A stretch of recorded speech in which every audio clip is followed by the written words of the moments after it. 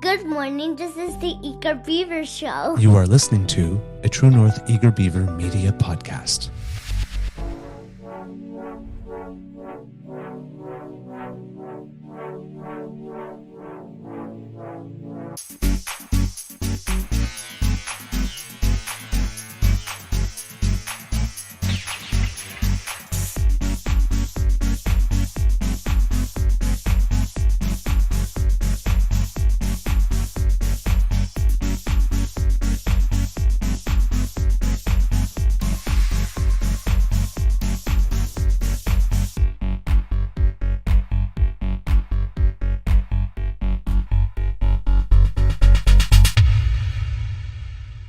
The True North Eager Beaver podcasts are proudly brought to you by our founding sponsors, the Miss V Mysteries from Corvid Moon Publishing, your source for science fiction, fantasy, and cozy mysteries featuring a broad diversity of characters.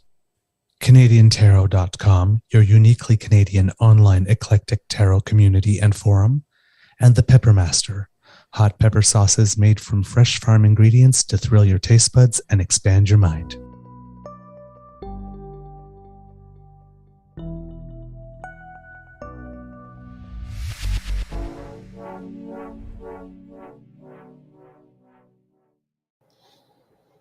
Well, good morning and hello, kids, and welcome to Season 3 and Episode 289 of the Daily Beaver Morning Show here on the Crier Media Network. Yeah. Got a little shoulder action for you here this morning. I'm your host, the Eager Beaver, pronouns he, him, hey, Mr. Beaver A. And it is, well, there's a almost like fairy tale little dusting of snow falling here at the Beaver Lodge here today. And I have to issue myself a gentle correction. Yesterday when I said it was +4, it was actually -4 because for some reason the Weather Network gave me weather for someplace in Ireland when I looked it up. So it was +4 there. So when I went outside yesterday, it was like, oh, wait a minute. This ain't +4.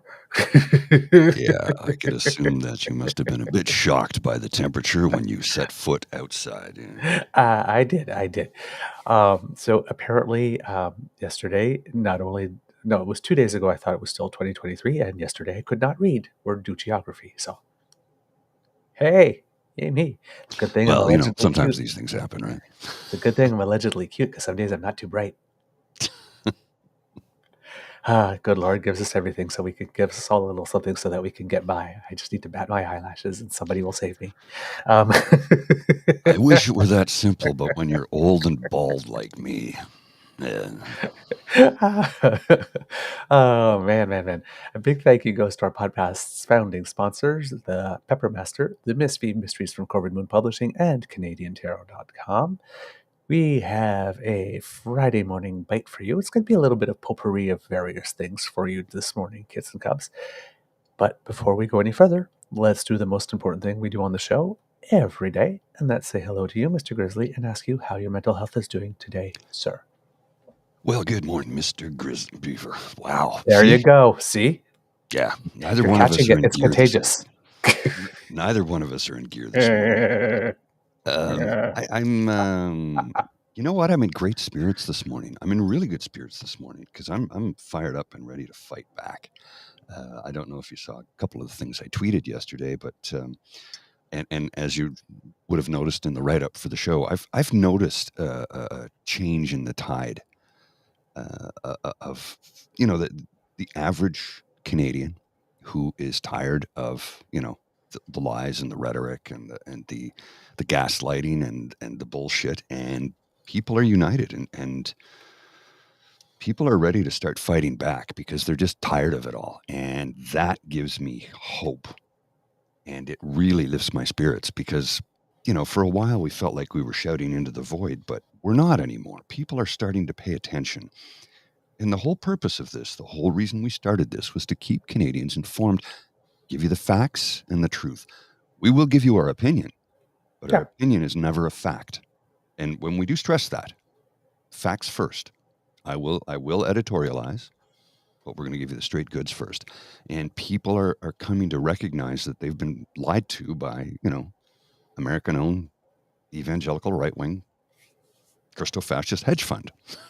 And I won't go on a diatribe, but people are tired of it and starting to fight back. And I think 2024 is the year when the tide changes.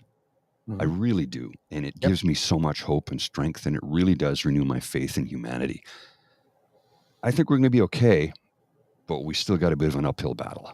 Oh, yeah, there's work to do. There is work to do.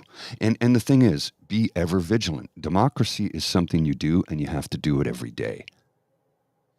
You can't sit back and just let somebody else take care of it. You have to contribute. Now, how you contribute is up to you, but you have to contribute because there's no free ride for anybody. Very, very, very true. I have the same hope. I've been noticing a turning of the tide as well. Actually, especially online. Yes, especially online. Yeah, there's only so long you can sustain rage. It's one of these marketing things. For example, when fear is a good marketing campaign. So, for example, smoking cessation. For example, don't smoke. If you do this, don't smoke. If you do this, will happen. This will happen. And then there's some people that the message is effective for a while, and then it wears off because the worst thing doesn't happen to you. So you have less reason to fear it. And then, or these are things that happen to someone else, or not me. I don't smoke that much, or or whatever, or I can stop anytime, or whatever.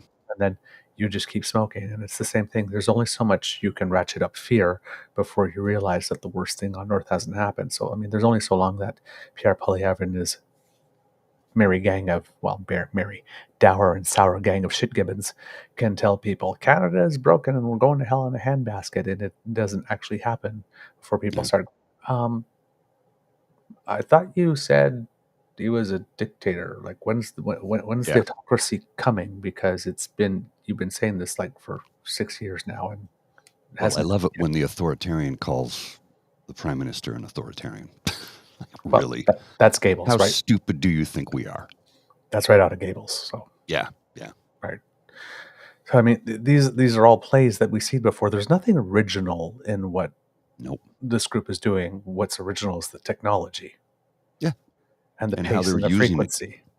Well, and the same thing could be said for 1929 Germany. And I say 1929 because, the beer hall putsch and so on. They used the then media, radio and newspapers, to manipulate the people. They're just using new media today, but they have more tools, deeper data mining. They have the ability to reach more of humanity because now you can be reached no matter where you are. Who do you know? Do you know anyone who doesn't own a phone or at least have an internet connection in their home? Do you know anyone? Because I don't. Yeah. I'm sure there's a few people. There's definitely a few people. My dad doesn't have a cell phone, but my mom does. My mom has a smartphone. My dad has a laptop and a tablet. So, right? Right. Still is reachable. Oh, yeah. Absolutely. My dad's 82 years old. He has a beautiful iPad my sister and brother-in-law gave him for his birthday, his 80th birthday, and he's got a really nice laptop that I helped pick out for him. I didn't pay for it. He bought it himself, but he wanted my input.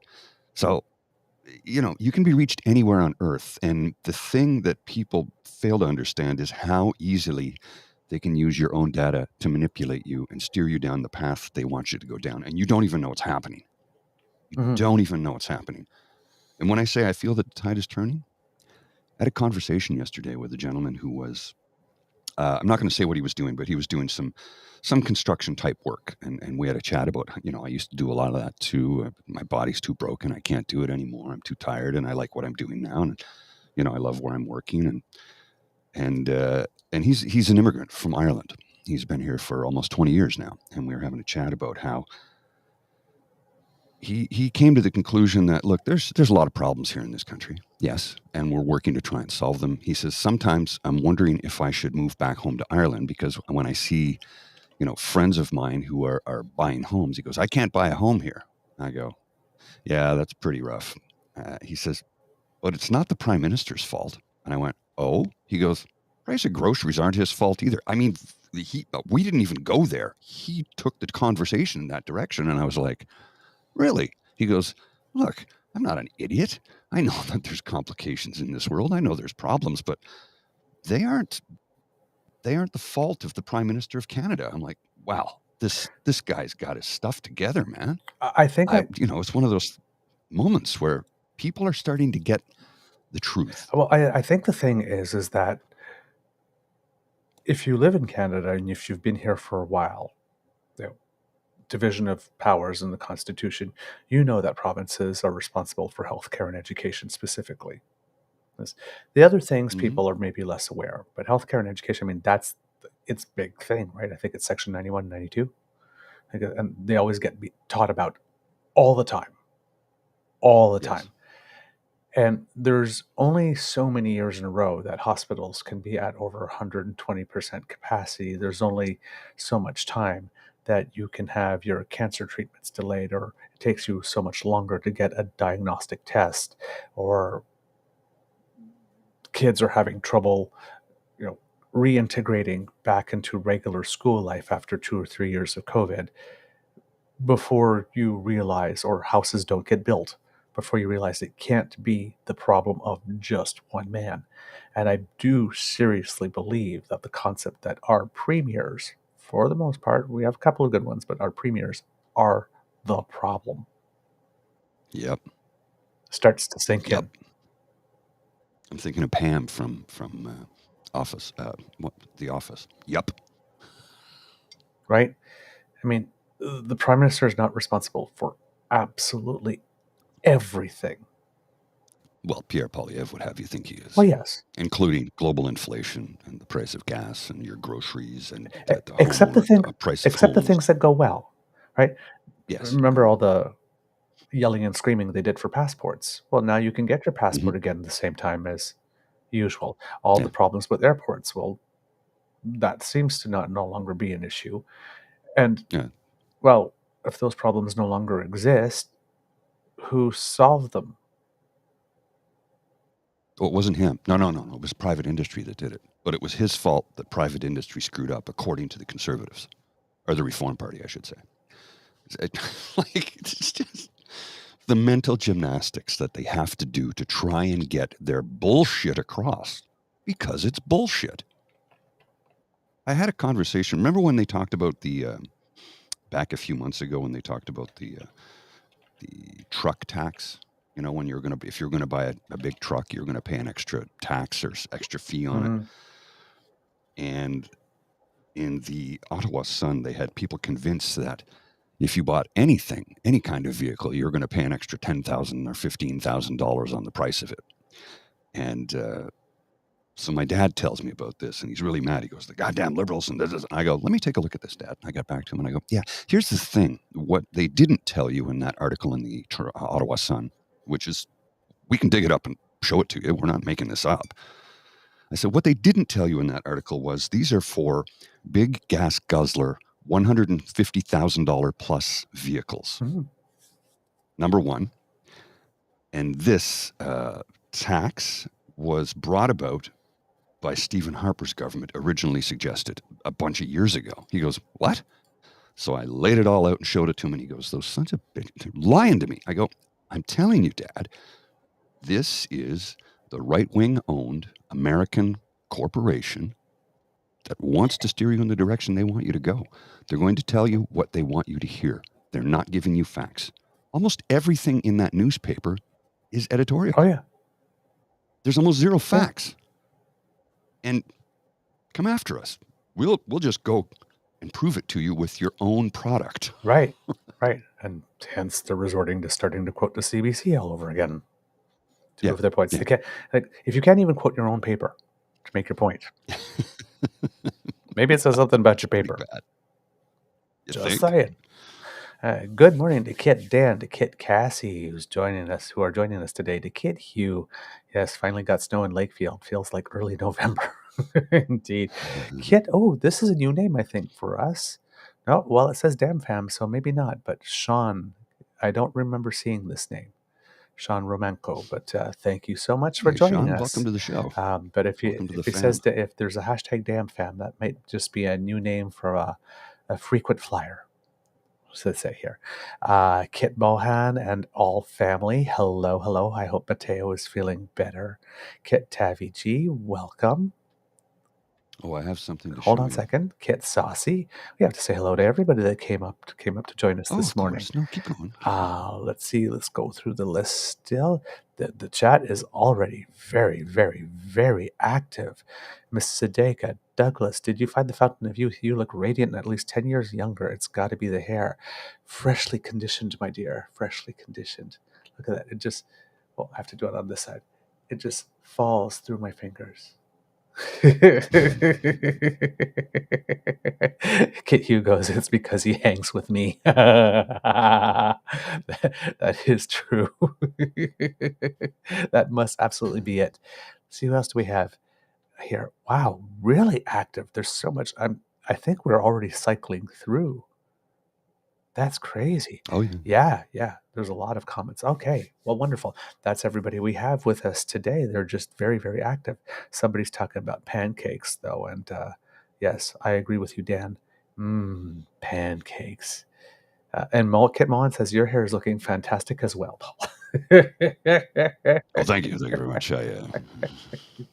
I'm wondering if that thing you want to talk to me about, do what I can. or if you want to talk to me about, if you can hold it for 1 second, because we were talking about things that were going well. I had Yes. something No. that This is, segues you'll love this. well into it. Oh, okay. Yeah, no, you're fine. going to love this. Yeah, you're going to love this. I just got to find where I saved it. I can't find it. Hang on a second. All right. Well, you know what? Here's what I'll do. I'll share the image with you instead. Hang on. I got it. Let's just do this, and then I'll scroll up. And here we go. You're going to love this. So I sent some stuff to Mateo. Oh. So he's got his stickers. Yay. I told you you'd love it. And he says, Mateo got your stickers today. I've been finding them all over the house.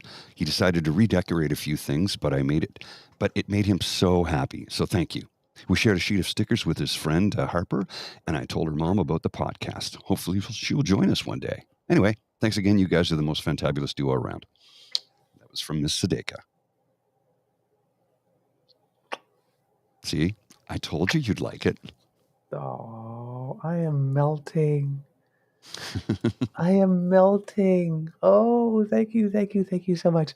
Hey, we have been getting a lot of love online, particularly the last few weeks. There's been a huge uptick in the sharing of our episodes, and not just like sharing or reposting, but reposting with comments, which adds so much value.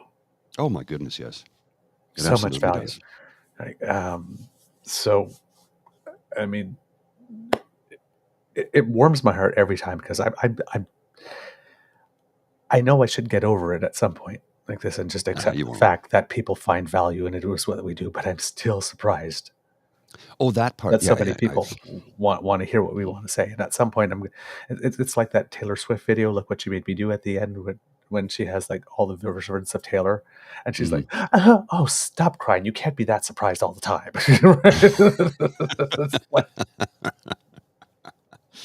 Yeah, I love Tay. Come on, I mean, who's kidding?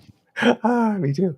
But so yeah, eventually it will sink in, kids. But I'm loving it. I'm really loving it.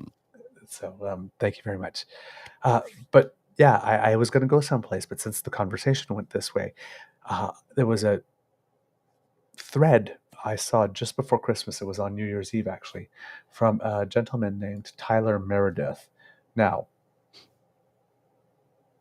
Bice is on the table for Mr. Meredith, past head of fiscal and economic policy for Canada and Canada's PM and Ministers of Finance, Justin Trudeau, Chrystia Freeland, and Bill Borno. So, a liberal. Yeah, but clearly a liberal. Right? Okay, that's all right. But put that out on the table so that everybody is well aware. Yes. But he has this wonderful tweet thread. I'll share it on the screen in case people want to read along. It says, It's popular to dunk on government, especially the federal government, who some don't think do big things well. These views have limited basis in fact. There are lots of areas up for improvement, but you'd be surprised at how well the federal government does on some things. Here's a thread. If you traveled this year, you have about a 90% chance of getting through airport security in less than 15 minutes. And most of the year, the hardworking staff at CATSA actually exceed their service standard. He's got a graph. Because we like data. We love data. And you can see, yes, in the summer, it's a little rougher. But whoops, look at since September, best performance consistently since the beginning of the year. And getting better. The trend is your friend. Mm-hmm. If you're a business who relies on moving goods across the border, for example, at Windsor, Canadian Border Services met their service standard for processing at highway ports of entry nearly 100% of the time last year. That's a massive advantage for our economy, especially thanks to NAFTA. And again, we have data. Percentage of time the CBSA met commercial highway borders wait time service standard at least 90% in March 2023. Percentage of eligible release decisions provided within established timeframes at least 70%. March 2023. Actual availability of single window as a percentage of planned availability at least 99%. March 2023. There are more data columns here on this side, but unfortunately we don't have the headers, so I can't tell you specifically what. They don't show them at the top either. Oh no. It's just the grab. Yeah. I would see. I'd really like to know what the headers would be for that, because me too. I would have included that there. It could have been 99.4% failure rate of technology. We don't know exactly, and that's the difference between. Stress that. That's the difference between a communications person and a policy wonk. Yes. It's early December, and you've got a holiday planned down south. Thanks to Passport Canada, you have a near 100% chance you'll get a critical document within 2 weeks or less, or even a day turnaround if you pay. Apart from COVID, this has been true for years. This is true. When you were preparing your holiday meal, you used food inspected by the Canadian Food Inspection Agency. Thanks to their work, nearly 100% of animal inputs and products to our food system met key safety standards. That matters to us as consumers, but it also opens huge export opportunities. And again, more data. If you received or sent parcels or cards, chances are it was delivered by Canada Post or Purolator. More than 6.5 billion items were moved in 2022 by our postal workers. Postal service is changing and needs to change, but Canadians get a great service. Despite what you hear from some, the vast, vast majority of federal labor disputes in Canada, from ports to trains to telecom providers, are resolved without any action. That's thanks to federal mediators at the labor program. That helps workers and creates confidence. When you file your tax return, it will be processed nearly instantly. Greater than 50% will qualify for a refund, and you'll get it within a couple of weeks. The Canadian Revenue Agency is a leader in IT and technology, among the biggest computing power in government. Nearly 30 million electronic returns done. And of course, if you needed an emergency benefit in the pandemic, the Canadian Revenue Agency propped us all up, delivering hundreds of billions of income support to people and businesses in your bank account quickly, which meant Canada bounced back faster and better than most countries. Defense procurement. It gets crapped on for a lot of reasons, mostly because we think about it as a few big projects in the headlines. And yet, most procurement is lots of small stuff, and most of the time it is done well and on time. You won't hear that in the news. And here, target at least 100%, actual result 95.6%. And the target they set was at least 100%. Yeah, at least 100%. 95.6% is pretty damn good. Yeah. There are lots of areas where we need government service delivery to be better, faster, more nimble. Registration of benefits, EI onboarding and records of employment, Phoenix pay system. But the federal government delivers lots of key services and mostly well. Could you send me a link to that, please? Absolutely. Just share it with me. Do that. I'm just wondering if there's another tweet there left in the thread. If I forgot. Nope, that was the end of the thread. Well, and that leads me to what I'm about to show you. But how refreshing, right, to hear about things that are going well. Yes. So let me show you this. So I'm not going to show this person's name. Her name is Karen, and we'll leave it at that. See Pierre Poilievre's plan. It's a response to a tweet. Here's the tweet. Start showing me how they are going to do this. It's pretty easy to make a claim. I mean, that is all PP has done up to this point. His plan for housing was debunked in 40 seconds. So you can scratch that one off the list already. Let's see something tangible. It's just why is Pierre Poilievre the PM? Has Trudeau called an election? It's not Poilievre's job to state his plan. It's his job to show where the government is failing. And Trudeau has definitely been keeping Pierre busy.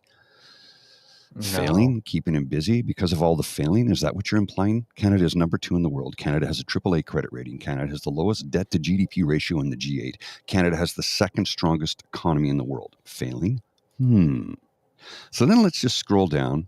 And of course, it's not Poilievre's job to state his plan. PP is running a campaign to become PM. People need to know what they are voting for. They need to know why he's keeping his cards close to his chest. Do some research into Stephen Harper, would you? Because, why is that? Oh, hang on.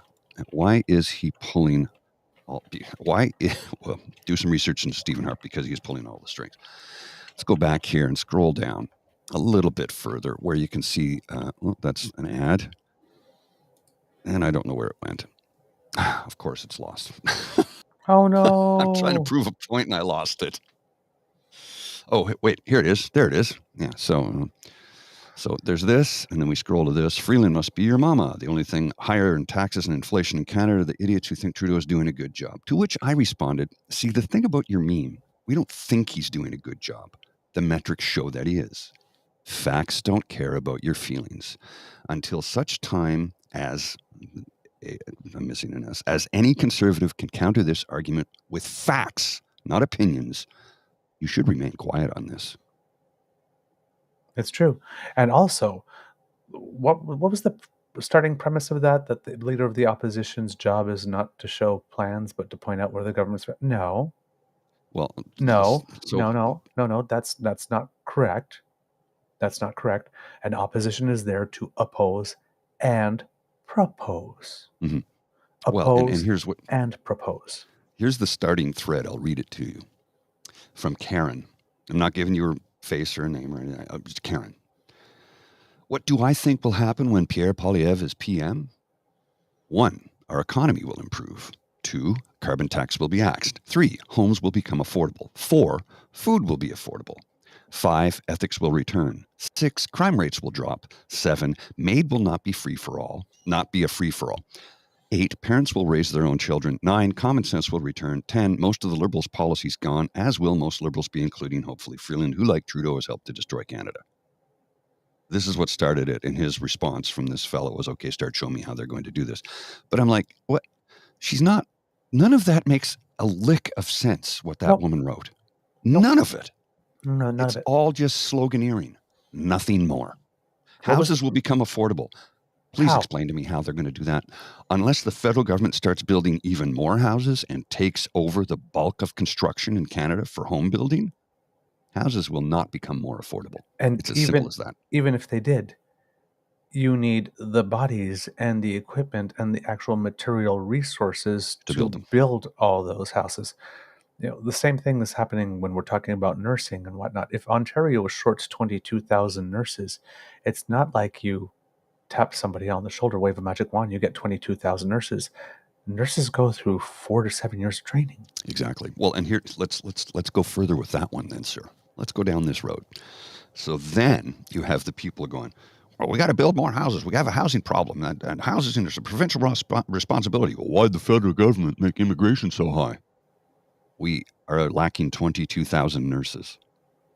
We don't have enough bodies to meet timelines on any construction project in Canada.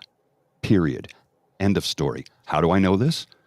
I don't know, 29 years working construction, seeing that every project over the last 15 to 20 years has run over time, over budget, because they don't have enough skilled tradespeople to do the job. But hey, let's keep immigration low to solve our housing crisis. Yeah, well, how about we start, I don't know, looking at some of the 60 and 70-story skyscrapers in downtown Toronto that are mostly empty most of the time when they're not being rented out as Airbnbs. Those are all foreign owned, by the way, for the most part. Yep. This is not a fantasy. This has been documented and proved multiple times. Stephen Poonwasi wrote an entire, damn near a thesis on this, proving how most of those empty condos that are being occasionally rented out as Airbnbs are just largely for money laundering.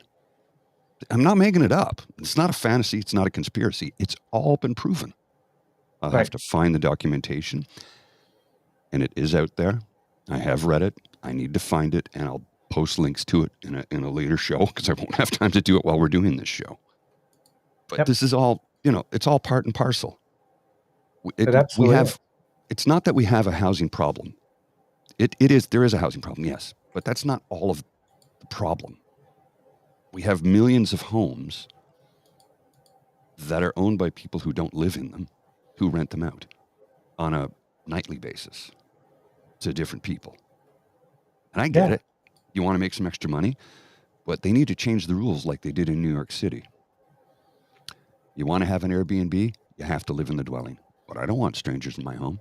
Well, then you don't want an Airbnb. Too bad. That's the rule. You're not a hotel. You're not a hotel. Yeah. It's and this is coming from New York City, the center of capitalism on planet Earth, right? Right. The center of capitalism is saying, okay, no more of this crap. Right. So that should tell you something. It's a supply side issue. Yes, it is. It's a supply side issue, and you need bodies here. We're remembering, during the time of COVID, hardly anybody immigrated. Yeah. Oh, numbers were the lowest they'd ever been, I think, in like 50 years or something like that.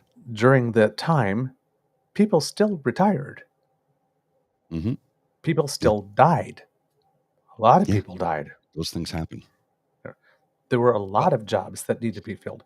Like we said, people retrained. They had opportunities. A lot of people left the service industry. A lot of people. There's only a few years before all of the boomers are out of the workforce. The boomers didn't have Gen X, which is what we are. They didn't have 9, 10 kids. If you knew a family with 5, that was huge when we were children. And there's a reason why we're giving more healthcare delivery to nurse practitioners and pharmacists and whatnot, because we have all these people that are retiring who need more health services. The older you get, the more health services you get, and we don't have the bodies to provide them. And since we're not, again, our premiers are not boosting the number of places in medical schools to meet the future demand, and since they've refused for the better part of the last 2 decades to make sure that we had the housing, and since, again, at the provinces, the ministers of colleges and universities have been bringing in students by the boatload to help fund the universities without giving them a budget for student housing. And then we have all those, skippy air quote, colleges that offer useless diplomas that bring people in and have no place to house them as well. Because I told you the story that my Beaver sweetie, where he's teaching at an actual college about people that are here from other countries who are working and are being so exploited by their workers, their employers, that they're not being freed up to actually go to class or even write their exams. That's a problem. Well, they spent $12,000, $13,000, $14,000 and can't even show up to their exam. Yeah. You're not supposed to be working full-time. You're here to go to school full-time. Do you remember a few years back, if you were a foreign student, you weren't even allowed to hold a job. Unless it was on campus. That's right. And because of the shortage, the foreign students that we had that were here, because they couldn't also go back during COVID because of travel, right? We increased the number of hours that they could work. And now that's being reduced, right? With the policy that, foreign students that coming here now have to show that there's more money in their bank account than that they had before, to show that they have the money to be able to sustain themselves without having to work a full-time job while studying full-time. Mm-hmm. All of this is provincial. All of it. All of it. All of it. They whine and cry about the immigration numbers are too high, and then they whine and cry about how we don't have enough nurses or doctors or frontline workers or construction or tradespeople. Which is it? Make a goddamn decision. Yep. You can't complain about two things that complement one another. We need more people. Not that many.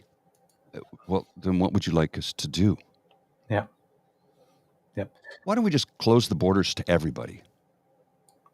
Yeah. Oh, including Canadians. You can't come in, you can't leave. Yeah, indeed. Would that fix it? Would that make you happy? Yeah. To that point, Mr. Grizzly, I've sent you a couple of links there in the private chat. But the latest one I've sent you, the third one, let's go to that one first. Because earlier this week we were talking about the Prime Minister's year-end interviews. Again, I need to issue a self-correction to myself. I did mention that he gave one to CTV. Upon further inspection, the one that popped up was the one from last year. So there was not one to CTV this year. I do not know if CTV didn't ask for one, because he seemed to have gone everywhere. He accepted Global, he accepted City TV, and he accepted CBC. I do not know why he would not accept CTV. So I don't know if they decided not to do one. But I listened to a few more of them. And the one from City TV was particularly interesting because he was interviewed by two people, because it was City and Omni Television who put their resources together. Now, I'm not sure if Omni TV is fully national. Omni is owned by Rogers, I believe. Yeah, I'm not sure if it's fully national. City is owned by Bell Globe Media, though, isn't it? Yes. I would assume that Omni is... Oh, yeah. Omni is Rogers Sports Media. City, I'd have to look. That's Rogers. I'd have to look. City, I'm sure, is owned by Bell, which would be CTV. No, Rogers as well. Rogers owns City? Yep. Since when? That's new. I think it may have been when sometimes when there's a merger, the regulator decides that certain sections have to be carved off. Can't go because that would make sense, though, because I couldn't see Rogers and Bell sitting at the same table to conduct an interview. Yeah, exactly. So, but Omni Television is, for those who don't know, has a special focus on the multi-ethnic community within Canada. See, this is where I got it confused. Thanks, Dan. CP24. City is Rogers. Bell Media is CP24. And they used to be together. I think City and CP24. Yes, CP24, and that's right, they were. So that, I guess that was the carve off. Okay, thanks, Dan. Appreciate that. Yeah. So this one was very interesting because you had two perspectives in this interview. Don't know if I gave you the timestamp. No, I did not give you the timestamp. Not for the City. For the City one. I have the timestamp for the other one, but I don't have it for this one. So for City, I'd like to go to the timestamp. Let's see. It's in my drafts. 3 minutes and 21. Where 3:21. Yes. Yeah, I can do that. Where there's they're going to discuss housing and immigration, and we will let it run from 3:21 to 12:30. So it's going to be a long segment. Okay. That'll give me a chance to grab a coffee. Okay. Don't go too long, though, because there are things here that you really should hear. No. I'm 50 seconds to grab my coffee. Not even a minute. Now, the thing with this, if you watch the whole interview, which is really interesting, is that there are two people doing the interview, one from City, one from Omni. The guy from City, a couple of times, was a bit of a dick. I have to say. You'll see one of the instances in this clip. And then in another one, when he's about to ask his final question, he goes, so let's talk about leadership. Yours hasn't been very good. And then he asks the question. So twice he editorialized in a manner that was rather dismissive and insulting. And the Prime Minister did not take him up on it. I would have said, whoa, there, but he did not. The person who is interviewing from Omni did a Mhm. fantastic job. Asked wonderful Okay. questions, asked interesting questions, asked questions I didn't hear on any other network. And the reason why I say the guy from City was a bit of a dick is because we saw the interview with Rosie Barton, right? Hmm. And a lot of people didn't like the fact that she pressed or asked a question about his, how his personal life had Personal affected life. this year. Yeah. But she did so in a journalistic fashion. When she pressed, It was a she legit. Yeah. pressed in a journalistic fashion. She Correct. challenged the statement and got the prime minister to defend it to see if it would withstand the pressure. This, Well, as I stated at the time, I didn't like the question, but it was legitimate. yes, And the way she constructed it was legitimate, a journalistic. I didn't like it, but I'm not always going to like everything anybody has to say anyway, right? So yeah, but it wasn't sensationalistic, and it wasn't to no, try it to wasn't. get a gotcha, right?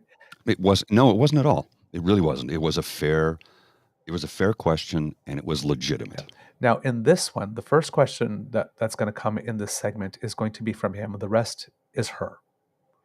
Okay. But when he ends the Well, question, I want to see this whole thing. So can you wax on for a few Yes. seconds while I grab Yes, a coffee? yes. I desperately need one. Thanks. I'll be right back.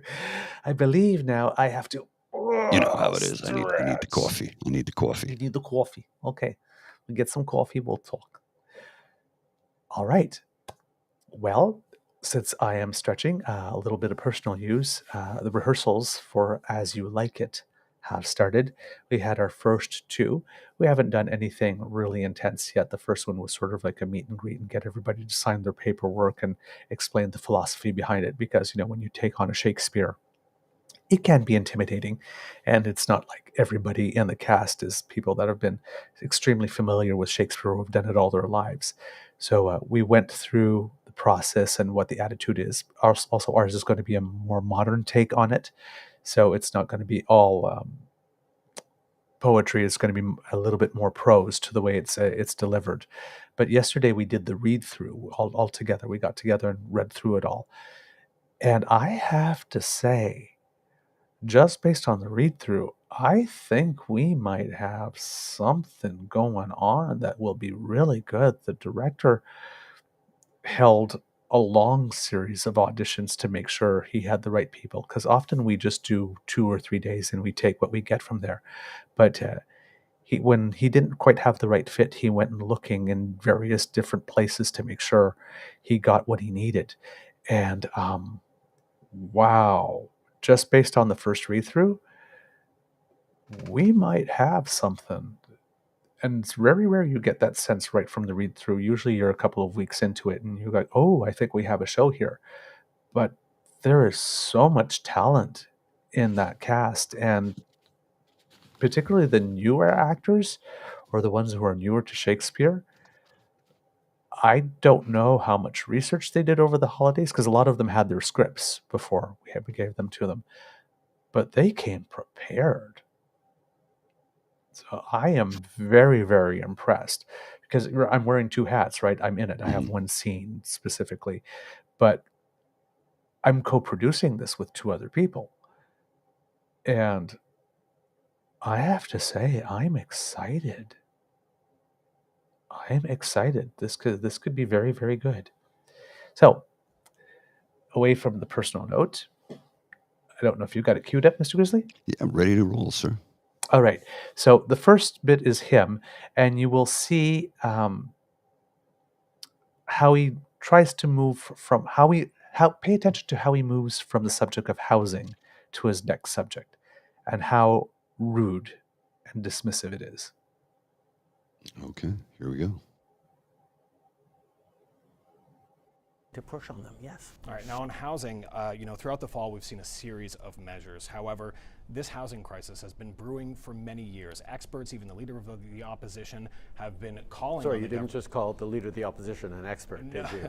Because But- what we're seeing from him is nothing but But they've been smoke and calling for mirrors. more action for some time. Did you act too late to try and address this crisis and take a more concerted effort on this? Well, actually, what's interesting is the leader of the opposition, the Conservatives, have voted against our housing measures. They voted against cutting the GST on rental construction. They voted against our rapid housing initiative, just this week, I was here in Toronto with an announcement that covers in a building that is being constructed that we devoted $100 million in financing to. So that's concrete, but that started years ago, to make an announcement of $471 million more for Toronto to continue to accelerate densification, to build more housing faster, and to change the way we build housing here in Toronto and across the country. There is lots more to do, but we started this in 2017 with a national housing strategy that reversed all the inaction that happened when Pierre Poilievre was housing minister under the Conservatives, and they didn't get any housing built. But the efforts as well, 3.5 million homes need to be built by 2030 according to the CMHC. This is kind of a drop in the bucket. But moving on, your own government is trying to boost immigration levels to even further record levels at a time where we are dealing with this housing crisis. Could this just compound the problem? Let's be very careful about how we talk about immigration, because there's a number of different pieces in that I think it's really important for people to understand. First of all, yes, we're increasing our immigration levels up to close to 500,000 people, because we need to be bringing people into this country to continue to create the incredible diversity and economic success that immigrants bring. There are three categories outside of that that have seen a massive spike over the past years. One is irregular asylum seekers, and we have to make sure we're working with international partners to make sure that the people who arrive here irregularly reduce in numbers. The second part is international students. Over the past 2 years, we've seen hundreds of thousands more international students than ever before, some of them showing up to places that aren't real schools of education and with terrible consequences for them, but also almost all of them showing up and having to find their own housing. And that puts pressure on communities around everywhere. So what we've actually done is demanded that if the federal government is going to approve international students coming in, the educational institutions need to make sure they're doing their job to make sure there's housing available for those international students. And the third area is temporary workers, that we need to grow the economy. But if a company needs to bring in a temporary worker to do a job that Canadians can't or won't do, they have to be more responsible for finding housing. So I don't like the fact that people are setting immigration against housing, because that's not the full story, but there are specific problems that have cropped up in the past couple of years that we are directly leaning in to address to keep Canadians' confidence strong in our world-class immigration system and in the incredible advantage it is to bring people into Canada from around the world. On the subject. Well, Now, you'll notice that the journalist did a couple of things there, and you'll notice that when they zoomed into him, he did not look pleased. One, when he tried to give some credit to Poilievre, the Prime Minister shut that down. And as the Prime Minister was shutting that down, he didn't like that, so he interrupted the Prime Minister. mm-hmm. And then Yeah. moved the subject on. And then when the Prime Minister talked about what he was doing with housing and said that he's been in it since 2017, he dismissed it as, well, it's just a drop in the bucket. But moving on to He wanted super to fast, know. not giving him a chance to respond. Yeah. Compare and contrast to how Rosemary Barton asked her questions. Mm-hmm. Interesting, huh? And when she interrupted to challenge her to push. Yeah. That's the difference between good journalism and bad journalism. That's the difference between journalism that's applying pressure to get to see if somebody's answer withstands to pressure, and journalism that had an agenda. Oh, yeah. Now, the lady who's asking the questions, I wish that the names would have had appeared on the bottom of the screen in the clip, because I would like to give her credit. Watch how she asks her questions. Okay. Let's have a look. Compared to him. Let's have a look. So just go back a couple of seconds. I've got it. I've already done Yeah. that. Don't worry. All right, here we go. People into Canada from around the world. On the subject of immigration, Prime Minister, last month, Omni News conducted a poll with Leger, which particularly surveyed immigrants. 2 in 5 say they're struggling to make ends meet, but 7 in 10 believe Canada doesn't have a proper settlement plan for these immigrants. How can we sustain record increase of immigration when we're hearing them say there isn't enough support? Well, that's exactly something that we are very concerned about, because immigration to Canada has always gone hand in hand with integration. Canada is the country in which the largest proportion of people coming to this country as immigrants actually become full citizens, and that's been one of the successes of Canada. So again, we're increasing our immigration levels to 500,000 a year, which is responsible and fine. It's the temporary immigrants that have spiked massively over the past couple of years that is putting so much pressure on the whole system. And that's where, whether it's temporary foreign workers, international students, or asylum seekers, we're putting in place measures to both better support and to keep those numbers at manageable levels, so the people who come as immigrants or in family reunification can make sure they're getting the best success. We at Omni, we have spoken to too many immigrants. They're saying they're working multiple jobs, sometimes 20 hours a day, just to be able to living here. Looking at our survey, quarters say this country has fallen short of their expectations. What's your message to them? And the message is, we understand. Being able to afford a home, especially, is the biggest challenge that so many people are facing. Rents are going way up, the cost of mortgages, being able to buy your own home, it seems out of reach, particularly for young people and new Canadians.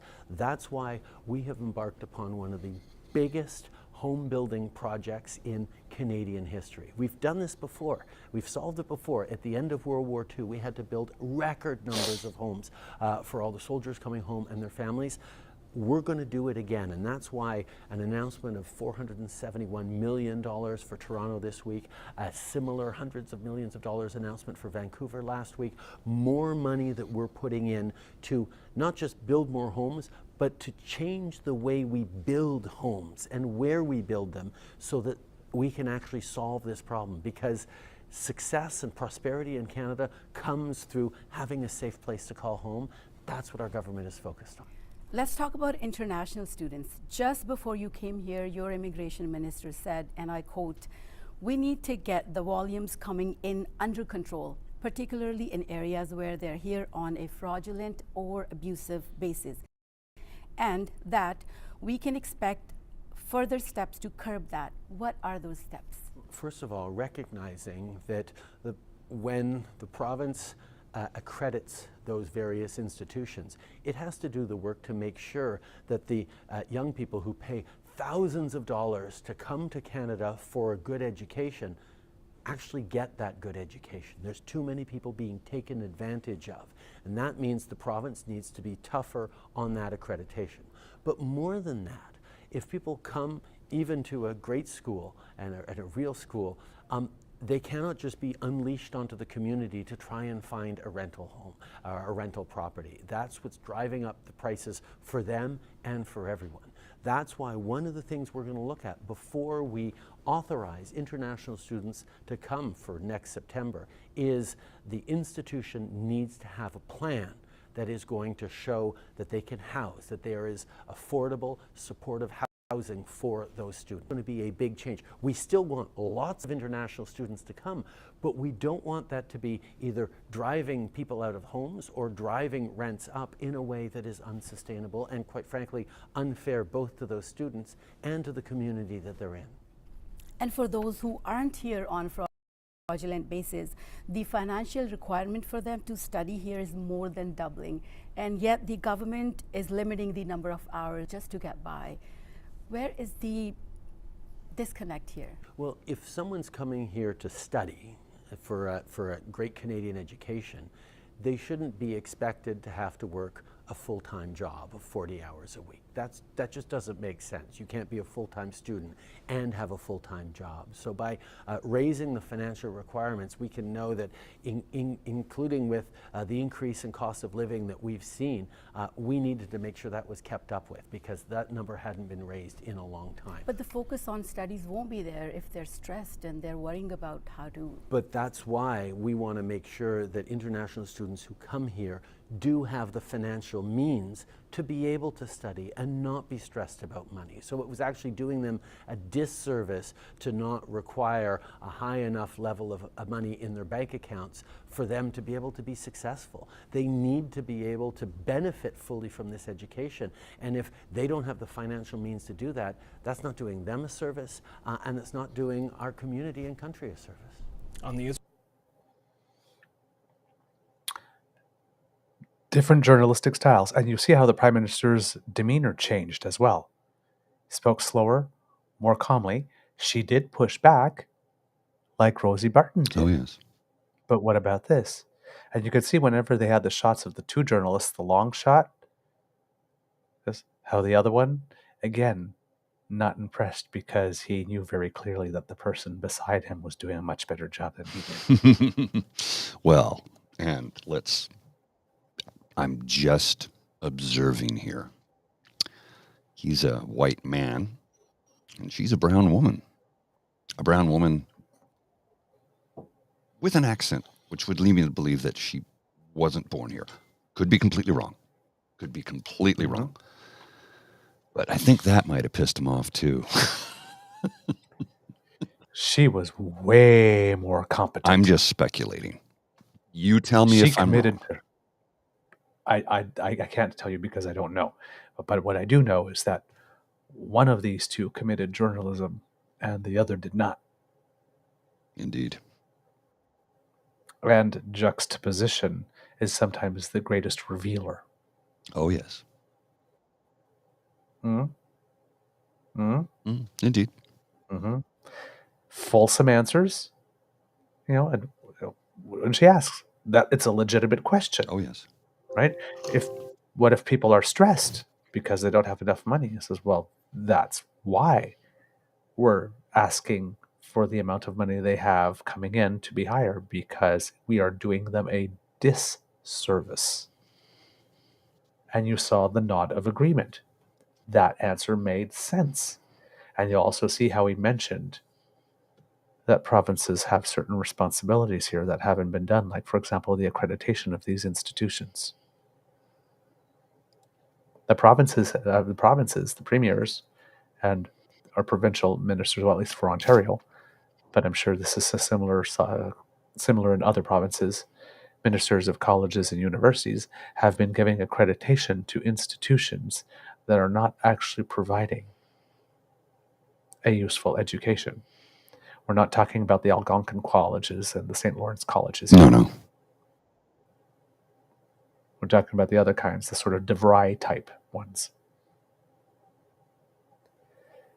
Fulsome answers, great questions, and because they came from someone from a diverse community, not the typical questions that we get in the year-end interviews.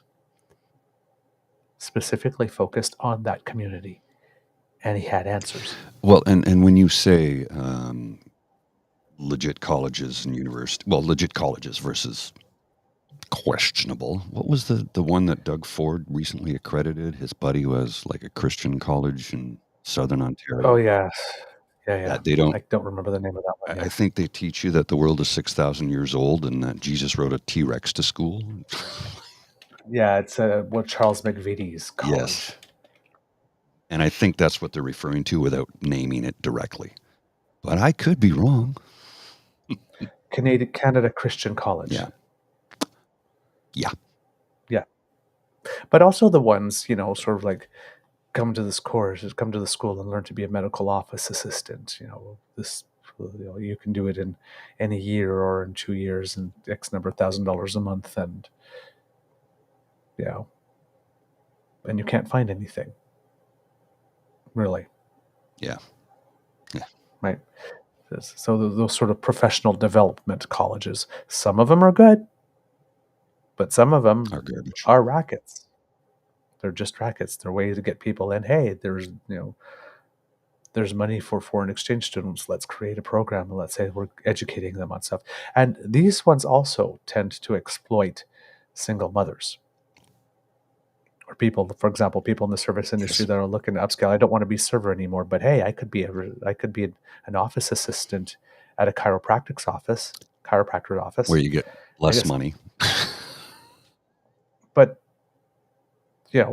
they teach you a couple of things like OHIP billing, Mhm. and the typing skills and stuff. But does that really equip you? No. Or did you really, or could you just have gone to take a typing course A 2-week course at rather Algonquin than a 6 College, or 7 month? right? Right. I mean, Right. legitimately, you could have gone to Algonquin College, a legitimate college that does teach you actual skills. I'm an alumni. Hmm. Yeah, that's what I'm saying. So these were good questions. This was good journalism.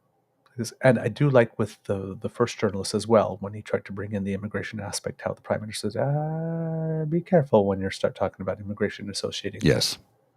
And he really spelled it all out. But why is, mainstream media, this is, we get one example of this.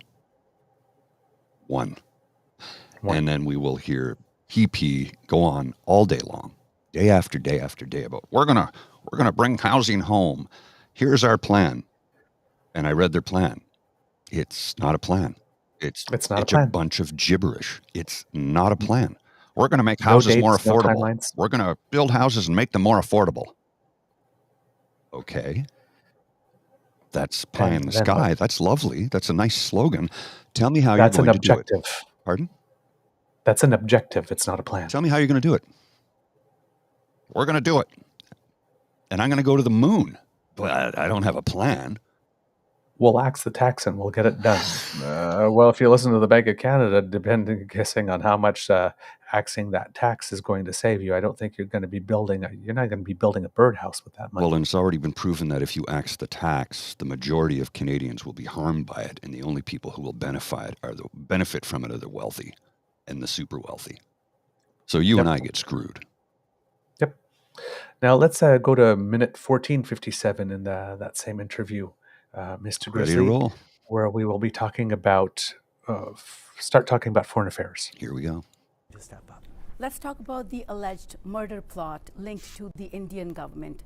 Nothing's been proven in court, but a U.S. indictment shows days before Hardeep Singh Nijjar's murder in BC, an undercover agent in the U.S. was told about a big target in Canada. Why couldn't we prevent Nijjar's death? The responsibility of the Canadian government to protect all Canadians is exactly why we have been taking this so seriously from the very beginning. People come to this country from every corner of the world, and they need to know when they are here, they get to live freely as Canadians and hold the political views and freedom of speech and freedom of conscience that we guarantee in Canada that other parts of the world aren't always there for. So making sure we're doing everything possible to protect Canadian citizens will always be our guide, whether it was leading up to this or whether it's now as we deal with this very difficult time. We're going to continue to stand for the rule of law, for our Canadian values, and for the protection of all of our citizens. Why did you decide to go public in September with these allegations, and what might be the repercussions for India here? Well, first of all, we approached India as soon as we started to know about these allegations and started to draw these conclusions through intelligence and our understanding of things. We let the Indian government know right away that they needed to take this seriously. Unfortunately, they didn't. They engaged in a level of attacks against Canada. They arbitrarily kicked out 41 of our diplomats, which is really hard for the Indo-Canadian community that has so many ties and so many connections. Not being able to deliver the services that connect our people, I think was a real mistake by India to violate the Vienna Convention and just choose to kick out 41 Canadian diplomats. But we want to be constructive. We want to be helpful in getting through this. So while we cannot turn our backs on such horrific potential violations of international law, of a Canadian citizen on Canadian soil that a foreign government could have been involved in, we need to make sure that we're keeping Canadians safe, and that meant sharing with them what we knew, sharing with the world our concerns, and allowing the proper authorities and proper processes to go through the necessary steps as a country with a robust justice system and a system of the rule of law requires.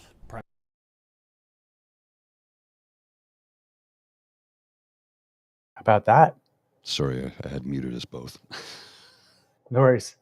But how about that? Yeah. Right. Sticking on the issue of foreign affairs, because I promised you kits after we looked at the Prime Minister's year-end interview with CBC that we'd get back to that section. So we'll go to that right away. The Prime Minister in this section talks about several things. I believe talks about China, I believe talks about Israel, and I believe India. Also talks about US, but I cut that part out because it was just about Trump and he gets enough airtime anyway. So let's go to that, Mr. Grizzly. I believe you have the timestamp. Yeah, ready to go. All right. So this one's going to run for a few minutes, kids. Foreign policy, if I can. It was back in February of this year, a long time ago now, that the Globe first reported on CSIS intelligence memos concerning foreign interference by China. At the time, you said that there were inaccuracies in those reports. And yet, in spite of those concerns and the way that played out over 6 months, no one has been charged with leaking national security information. Do you expect that to happen? I certainly hope so. The integrity of our intelligence services and, quite frankly, the well-being of people who put their lives at risk around the world in some very dangerous places is at risk every time there are leaks from our national security framework. Do you have any indication it's going to happen? I know that work is ongoing right now, but obviously I'm not directly involved in it. It's very serious work being done by the RCMP and other investigative bodies. Would an inquiry have happened if those leaks hadn't occurred?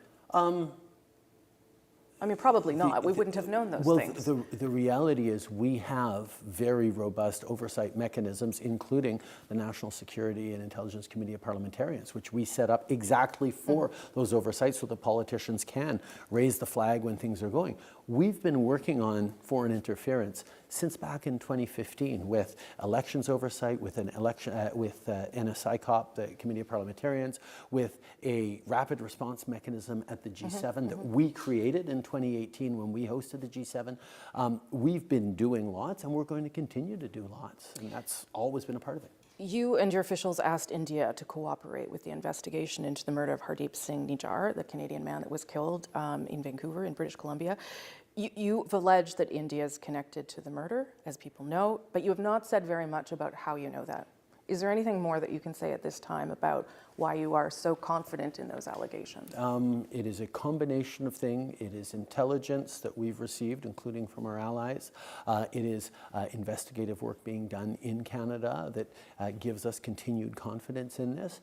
But fundamentally, our role in this is to make sure we're able to keep Canadians safe. Canadians come to this country from every corner of the world, and they need to know that they can be safe in Canada with all the freedoms and liberties that we have here in Canada, and working with other countries like India to make sure that the mechanisms are in place to be accountable if something goes horribly wrong or if actions are taken like this is really important. We don't want to be in a situation of having a fight with India right now over this.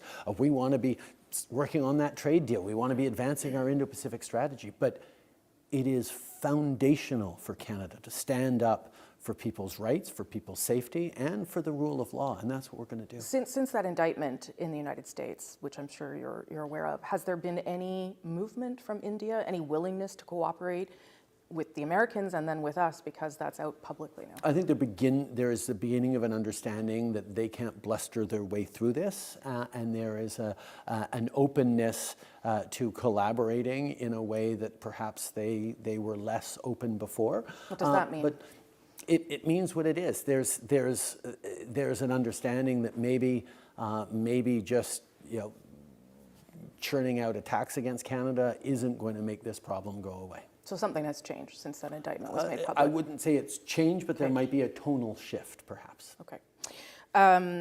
In recent days, your government has changed its stance on the Middle East, now calling for a sustained ceasefire.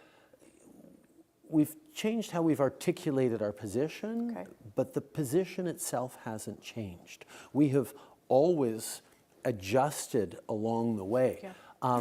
But we were one of the first countries to call for humanitarian pauses. We have always said that Israel has the right to defend itself in accordance with international law. We have always called for the protection of civilians. As we enter sort of week 9, week 10, and so forth of this conflict, we need to make sure we are adjusting and moving forward in the best possible way. I still think that's an evolution in your stance, in spite of what you've It's laid an out there. evolution, yes. Sure. It's not a change in the stance. Well, okay. So, but the vote at the UN, as you know, did anger some Israelis, some Jewish Canadians who say that there can be no ceasefire until hostages are released, no ceasefire until Hamas is disarmed. What happens if the world doesn't start to see a different approach in Gaza from Israel? Well, first of all, that is our position, that working towards a sustainable ceasefire requires the conditions of Hamas laying down its arms, releasing all hostages, stop using human shields, and understanding there is no role for Hamas in the future governance of Gaza, particularly as we move towards a two-state solution. Those are conditions around a ceasefire, which is consistent with the positions we've always had. But to my question, what happens if we don't start to see a change? We're in week whatever, right, of this, and no one expected it to last this long. Yeah. And Israel does not seem to be listening to those who are encouraging them to take a different tack. Well, the voices from Israel's strongest friends, like Canada, like Australia, especially like the United States, that are becoming increasingly concerned that, as we have been for a long time, that the short-term actions being taken by Israel are actually putting at risk the long-term safety and even support for a Jewish state into the future. These are things that have always worried us, and that is why fighting against anti-Semitism at home and around the world, bringing together humanitarian aid into Gaza, showing an absolute understanding that yes, Israel has the right and the responsibility to defend itself, but it has to be doing so in ways that is careful around the impact on civilians. Do you think Benjamin Netanyahu is interested in negotiating a two-state solution? Is he the future of that conversation? I had a 40-minute conversation with Prime Minister Netanyahu hours before we changed our vote at the UN. I very much shared with him our deep belief that Canada is unflinching on and has been for many years, that a two-state solution is the only way to move forward, that we have to have a free, secure, viable Israel alongside a free, secure, viable Palestinian state, that there is no long-term future there. That's a point on which I have a very clear disagreement with Prime Minister Netanyahu, but we're going to continue to work for that two-state solution in every conversation we have. Wow. Mm-hmm. Mm-hmm. Hammering it home, eh? Delivering it. Again, a man who's on top of his files. Mm-hmm. Clearly. Clearly.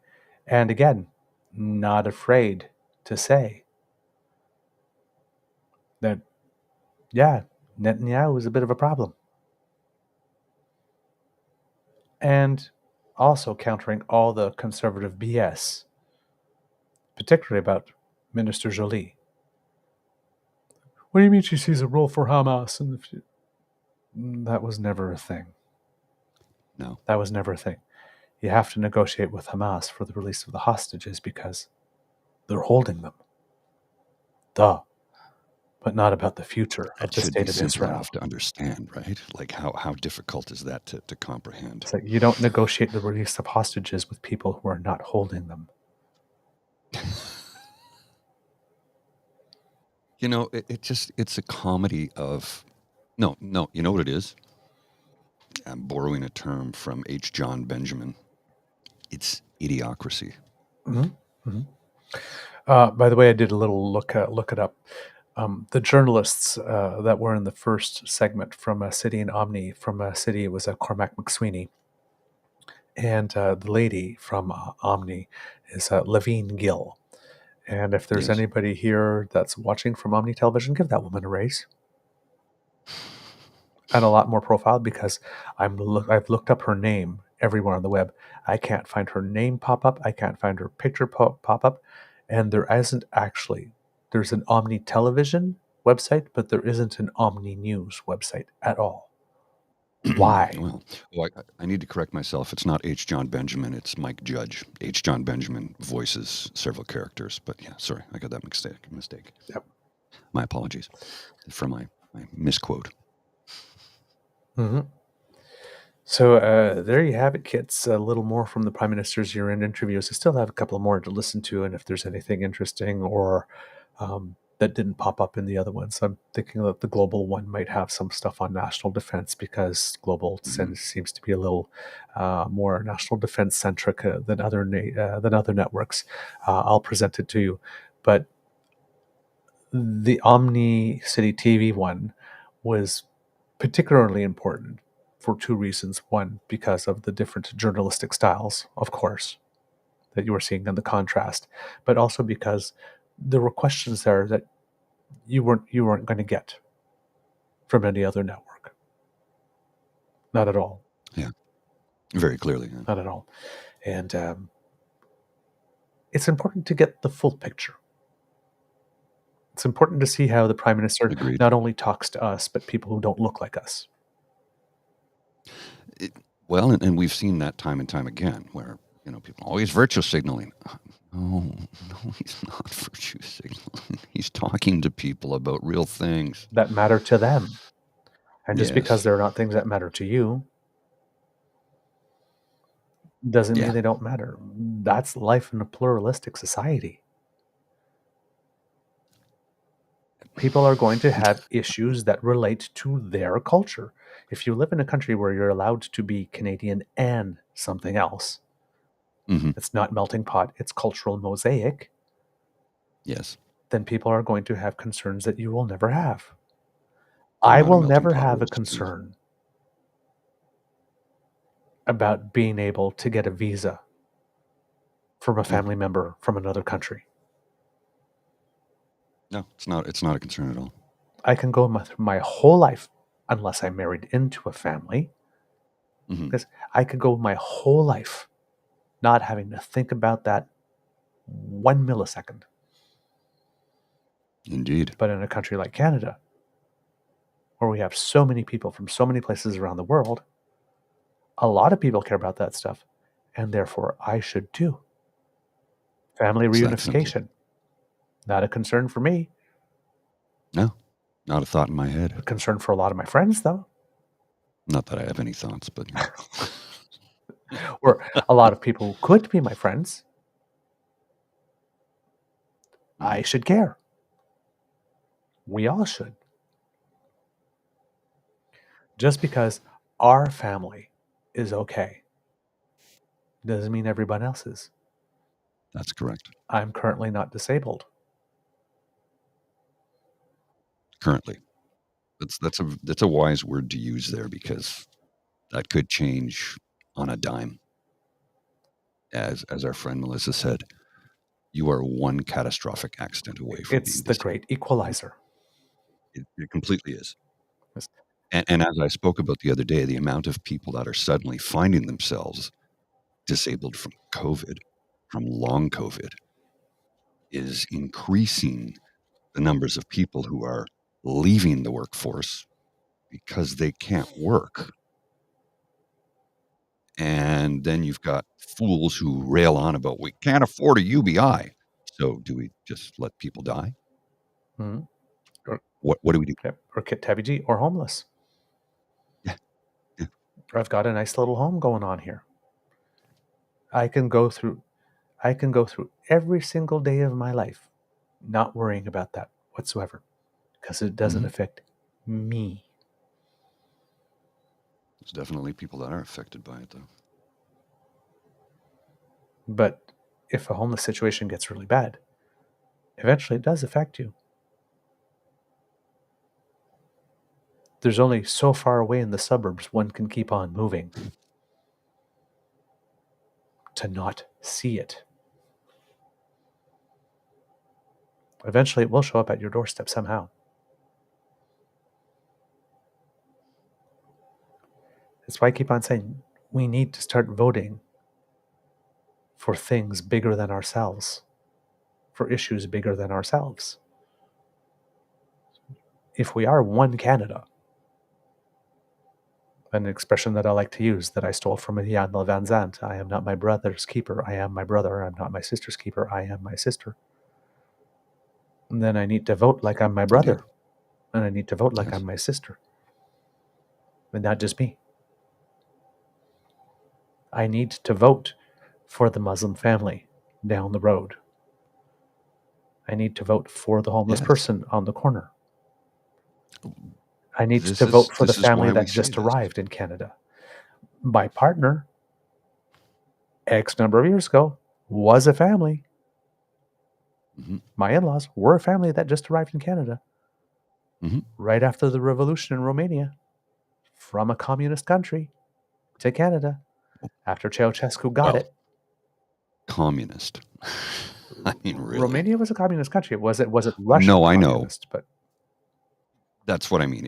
It was communist, but it wasn't actual communism, like textbook on paper. It was pretty bad. I mean, no. I know it was bad. I'm referring to what actual communism, the textbook definition of communism is. By that metric, it was not a communist country. No. It was a dictatorship, period. Yeah. Masquerading as communism. But I mean, that's what I'm getting at. They still. I mean, we want to be factual here, right? So, like, but they still executed the guy without a trial. So a lot of people were not having good lives. No. Well, they executed him and his wife and hanged them in the public square. Did they not? I'm not sure about the hanging. I know, maybe I guess, but I knew it was like it was firing execution. Squad. Yeah, and then I thought it was, and it was public. That I don't know as a fact. Trying to remember. That I don't know. It's been a long time. But my Beaver sweetie tells me stories about when he was a kid. Being on his best behavior in school because parents did just disappear. Oh yes. Back then. So when you come from that and you come to here, yes, that's a big transition.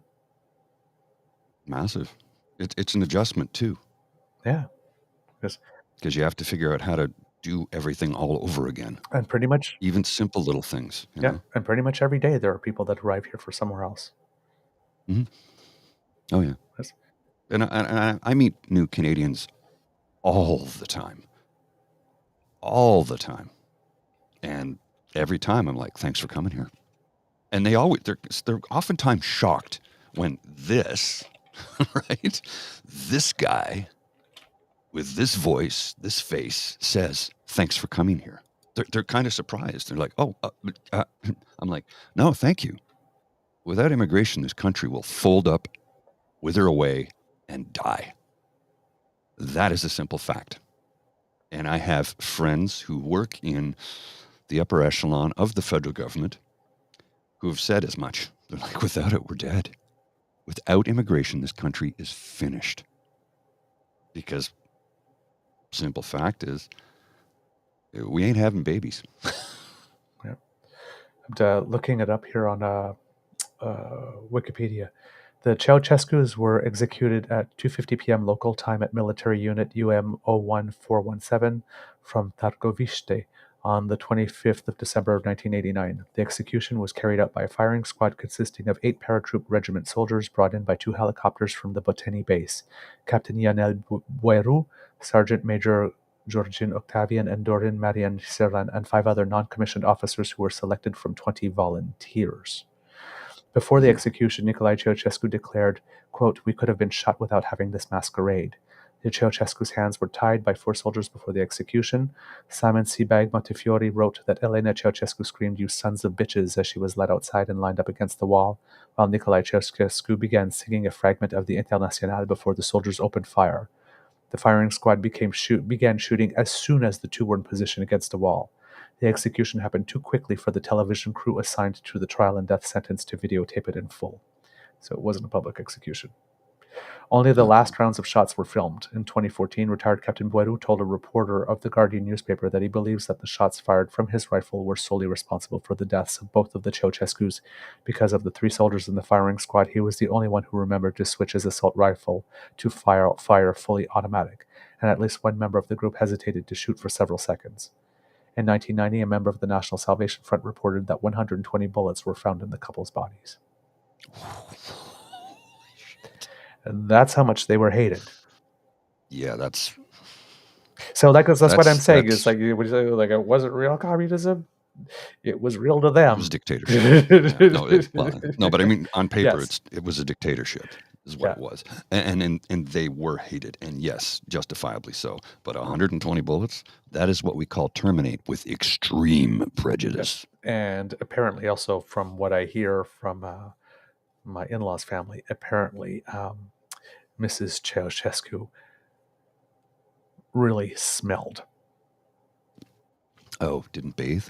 Seems so. Well, those were the reports. She was one of the unwashed, was she? She was wearing also a fur coat when it happened. So yeah, they lived in the lap of luxury while their people were starving. Well, the parliamentary palace is actually the second largest in terms of square footage public institution building in the world. The only one bigger is the Pentagon. Yes, I've seen photos of the building. Actually, it's huge. Yeah, it is massive. We went to we kind of went to visit it. It was like 43 degrees Celsius on the day we went, and that's a little warm. All the trees are cleared from anywhere in that neighborhood. So it's like this big grand boulevard with fountains that lead there, and this huge building and all this concrete. So by the time we got there, it was so hot that I had turned green. So we thought like there was no air conditioning in that building as well. Wow. I guess it was designed to have proper air circulation, but in the holding area before you can get in, there was all these tourists waiting. And I was like, sweetie, we need to go because I'm going to get really, really, really sick. I won't be able to survive this one.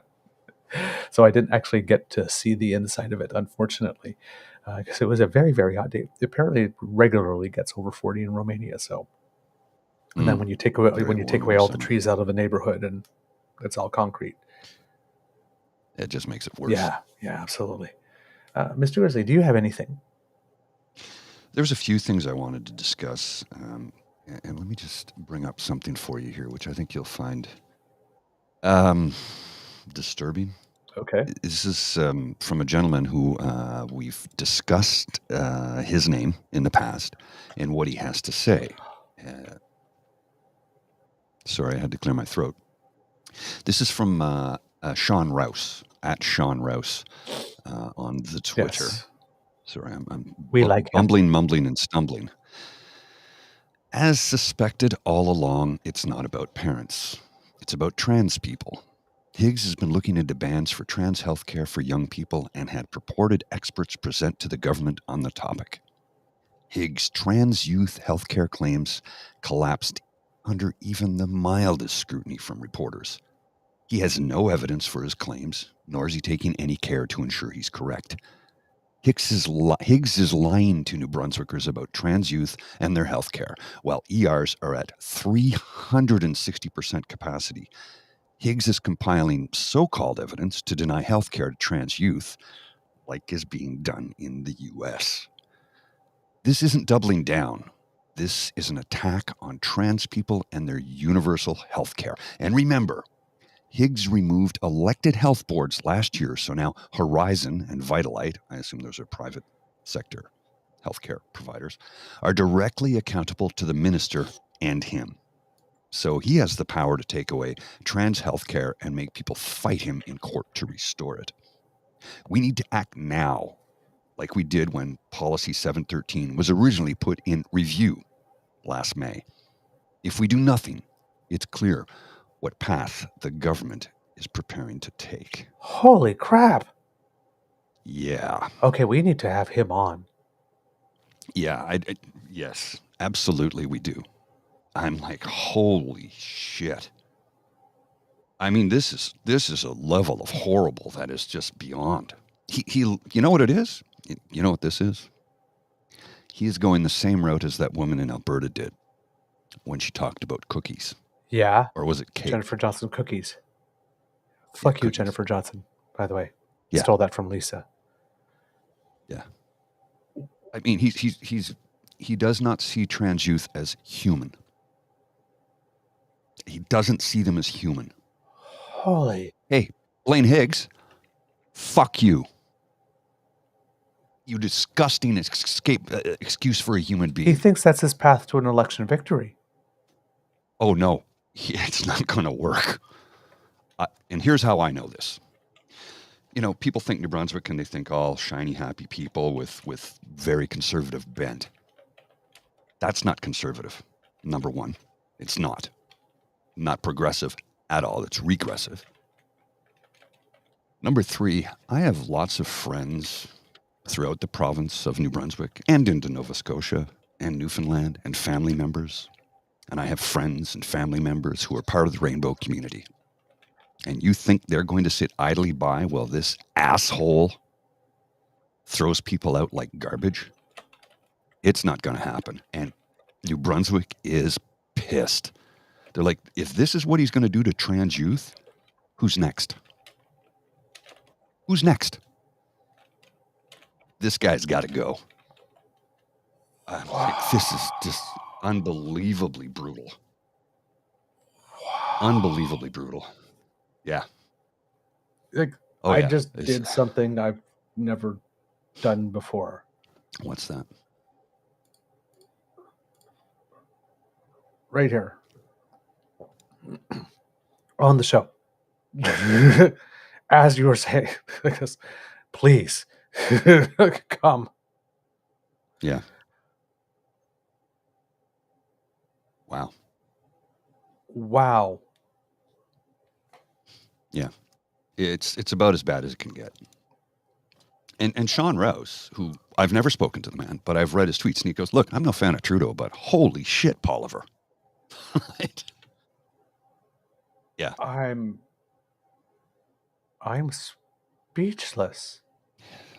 Look, there's no bottom for these people. None. We're Maybe talking they about should- human beings. Maybe they should be a bottom for a little bit. We're talking about human beings. Yeah, they don't see them as human. They don't. What's the saying? The dildo of consequence seldom arrives lubricated.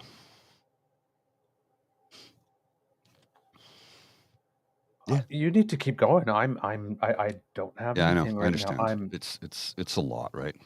It's a lot. When I read that, I was like, holy shit. Like, he does not see them as human beings. He refuses to recognize them as living, breathing humans. He's denying them health care, a fundamental human right protected under the Canadian Charter of Rights and Freedoms. This guy needs to go, and he needs to go right fucking now. And I know I'm pissing off people with this statement, my speech and my attitude, but I don't care. He's denying human beings health care. What the fuck? That is about the worst thing I can think of for a politician to do. I mean, I'm sure there's worse. But this guy is publicly doing this. He's saying it out loud.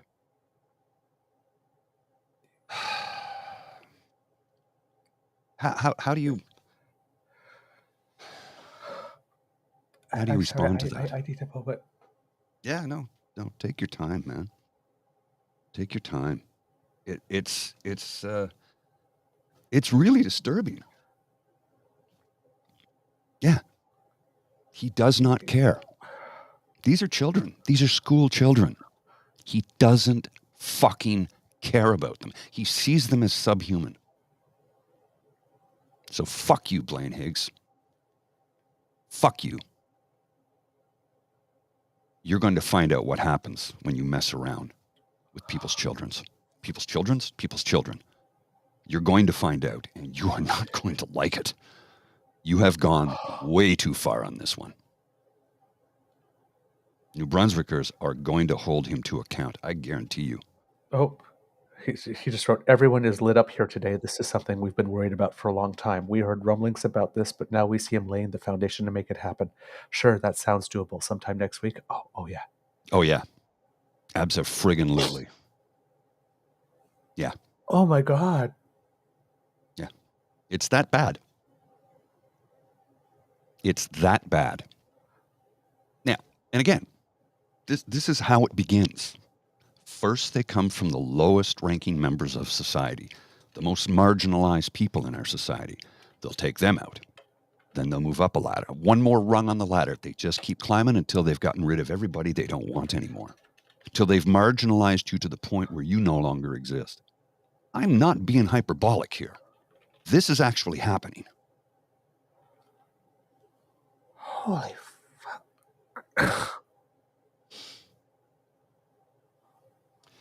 Oh my Sorry word. to drop that bomb on you on a Friday morning, folks, but, you know, we're here to bring you the facts and the truth. And Jesus, it's about as bad as it gets. I don't know what else to say beyond that. Oh my God. I'm Speechless for I'm sorry if anybody's listening, whoever's going to be listening to this on podcast. I am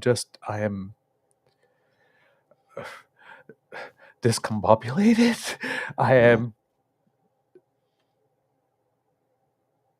I was disarmed. Linda says right here, he is putting the safety and security of a class of people at risk. That has to be a charter violation. So they'll get rid of the trans youth first, then they'll go after the homeless. Then who's next? Like, literally, who is next? Because this is what they were doing. Oh. And people say, you know, Paul, you're being ridiculous and you're being conspiratorial. No, I'm not. This is happening in real time right in front of our eyes. So, you know, like I said, we'll bring you the facts, and sometimes they are not pretty. Oh my God. This is not my opinion. This is not an opinion. This is what is happening. So, you know. Oh my word. Go ahead and hate me. Go ahead and hate me. Go ahead and call me down. Go ahead and shout me down. Go ahead and say whatever you want to me. I don't care. I'm going to bring you the facts, the ugly ones as well as the pretty ones. And facts, as I said, and as the Reform Party and GOP and their Trump supporters, the MAGA and the Maple MAGAs like to say, facts don't care about your feelings. Well, it's kind of funny when we bring them facts that they don't like, they get all up in arms about it. Oh my word. Whoops. There we go from Ree. Most Canadians have never been oppressed and cannot recognize what actual oppression is. Jesus. Yeah. How could... Like I said, doesn't care. That is just... It's monstrous. Monstrous. Wow. Okay. I'll share this in the... after this. Yeah. I'll share this in the chat here for anybody who wants to access it. His next tweet, somebody named Kayla Cousins wrote, spent the morning going down the James Cantor rabbit hole, appalled that he was not only allowed to speak on the topic, but requested to do so. It's absolutely not about parents. And Sean responds, Kayla is right. Who is James Cantor? Higgs cherry-picked expert on trans healthcare for youth. The answer is pretty outrageous. James Cantor's document presented as Attachment D to the June 2 report also faces serious questions about bias and lack of expertise.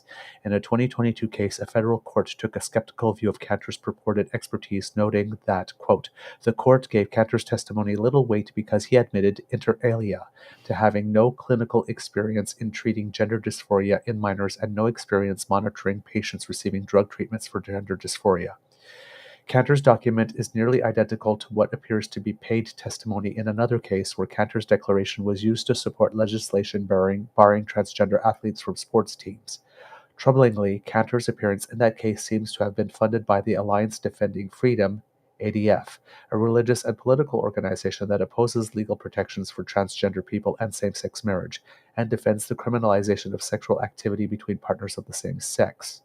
Because Cantor provides no conflict of interest disclosure, readers cannot ascertain whether Florida AHCA also paid for Cantor's report and whether Florida officials were aware that the Cantor report reused his work for, apparently, the ADF. And also remember that Higgs has just recruited Fatine Yeah. to be a candidate. So they went and got basically an advisor to DeSantis, Mm-hmm. who has absolutely no experience treating or dealing with any of this, and he's running with this. Yeah, it's pretty bad. I mean, it's really bad. Oh, Just oh my word!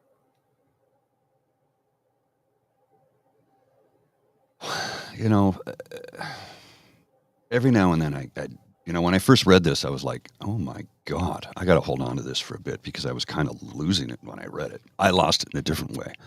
I got emotional too, but you can imagine what my emotion was. Okay, he's linked a few hours ago to an article from Global New Brunswick. Researcher part of Trans Youth Healthcare study says New Brunswick Premier has facts wrong. An author of a study that New Brunswick cited to back his province's policy on gender identity in schools says the politician had his facts wrong about the research. In a year interview with the Canadian Press, Blaine Higgs said about 60% of young children who are questioning their gender identity in Canada, quote, are given automatic affirmation and put on some sort of hormone therapy after, quote, their first medical appointment. That does not happen. Mm-hmm. He cited the statistic to justify his government's policy on gender identity in schools, which requires teachers to get parental consent before they can use the preferred names and pronouns of non-binary and trans students under 16.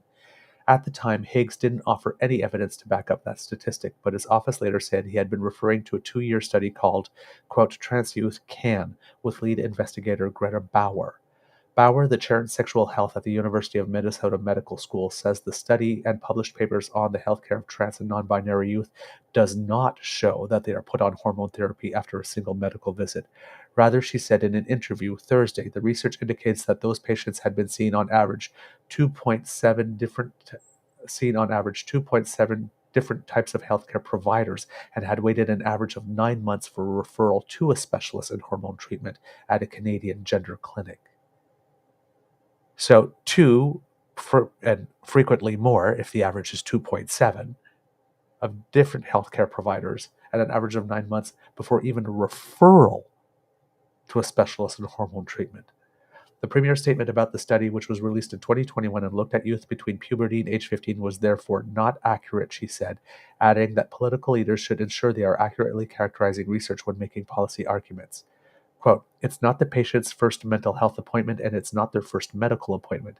It's the appointment where they are specifically coming to talk about getting a prescription for hormone therapy, Bauer said. Nicole Carlin, a spokeswoman for the Premier's office, said she doesn't expect Higgs to correct his statement, and it was drawn from a slide presentation summarizing the study's finding. The summary noted, quote, 62.4% of youth received a prescription at their first medical appointment at gender clinic. But on the very next slide of the same summary viewed by the Canadian Press, it notes, quote, the majority of youth are seeing a family doctor or pediatrician before the gender clinic and are referred to the clinic by a family doctor or pediatrician. The summary also notes that 41% of patients had seen a psychologist before visiting one of the 10 clinics in Canada. During the December interview, Higgs made clear he has no intention of backing down on his government's changes to the province's policy on gender identity in schools. That New Brunswick policy has been copied by Saskatchewan, but has also led to serious dissent within Higgs' governing party, a lawsuit, and strong criticism across the country. The Premier said he expects the issue to figure prominently in his Progressive Conservative Party's upcoming campaign for elections scheduled for October 21st. On Thursday, in response to questions about the source of his data regarding youth hormone therapy treatment, the Premier's office arranged for Erica Anderson, a U.S.-based clinical psychologist, to speak to journalists during a Zoom call. Anderson also cited the 2021 Canadian Survey of Care of Trans and Non-Binary Youth, noting that noting the 62.4% who received a prescription on their visit to the gender clinic. But Anderson, like the premier, didn't mention the prior referrals and wait times that had to occur before patients visited the clinics. The American psychologist said, quote, "We might be premature in offering medicines for some young people, if not inappropriate in offering them." Bauer said both the premier and then Anderson had not cited the study responsibly. Quote, "They're portraying a misleading picture of what's happening in medical care, when somebody can walk in off the street and get a prescription, when in fact, oftentimes there are significant delays, sometimes for very good reasons, around diagnosis or figuring out one's gender or making sure parents are on board or getting blood work or other medical work done."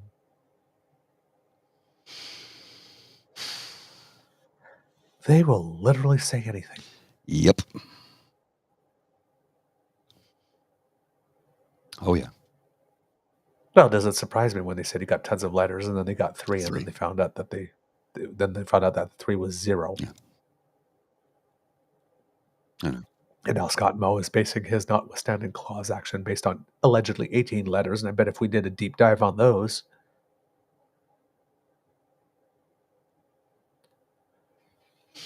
I am beside myself. Yeah, no, I see that. I mean, like I said, sometimes we're going to discuss things that are not pretty. They are not nice. And we're not going to want to talk about them. But guess what? We got to. We have to. It is incumbent upon somebody like me to stand up for somebody who's being marginalized to the point where they are destroyed and tossed aside and treated as subhuman. So, Blaine Higgs, you're on our radar. You're on our radar. We're going to be working with people in New Brunswick to dig up all the dirt we can on you and all the terrible things that you're doing, and we're going to expose it all. Well, here's the thing. While all this is going on, according to Global, again, New Brunswick, the Paramedic Association of New Brunswick said the situation did not happen overnight, and paramedics have expanded their scope of practice to be able to better assess patients who call for an ambulance. Chris Hood, the registrar for the association, said there are paramedics who have waited the duration of multiple shifts, up to 28 hours in some instances, to have a patient taken out of their care into the care of hospital staff. You have people waiting for 28 hours that are brought in by ambulance, which means that ambulance is not free to go out and take care of other people. Exactly. And your freaking priority is fudging scientific data about trans kids so you could push this policy because you hope that bigotry is going to help you win a freaking election? Yeah. Our premiers are the problem. We've been saying this all along.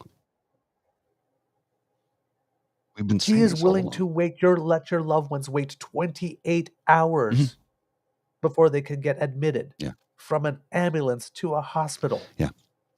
But he's targeting trans kids his freaking priority. And you have to understand how the healthcare system works, okay? For those of you who don't know, we should talk to Nate about this because he is a paramedic. Yes.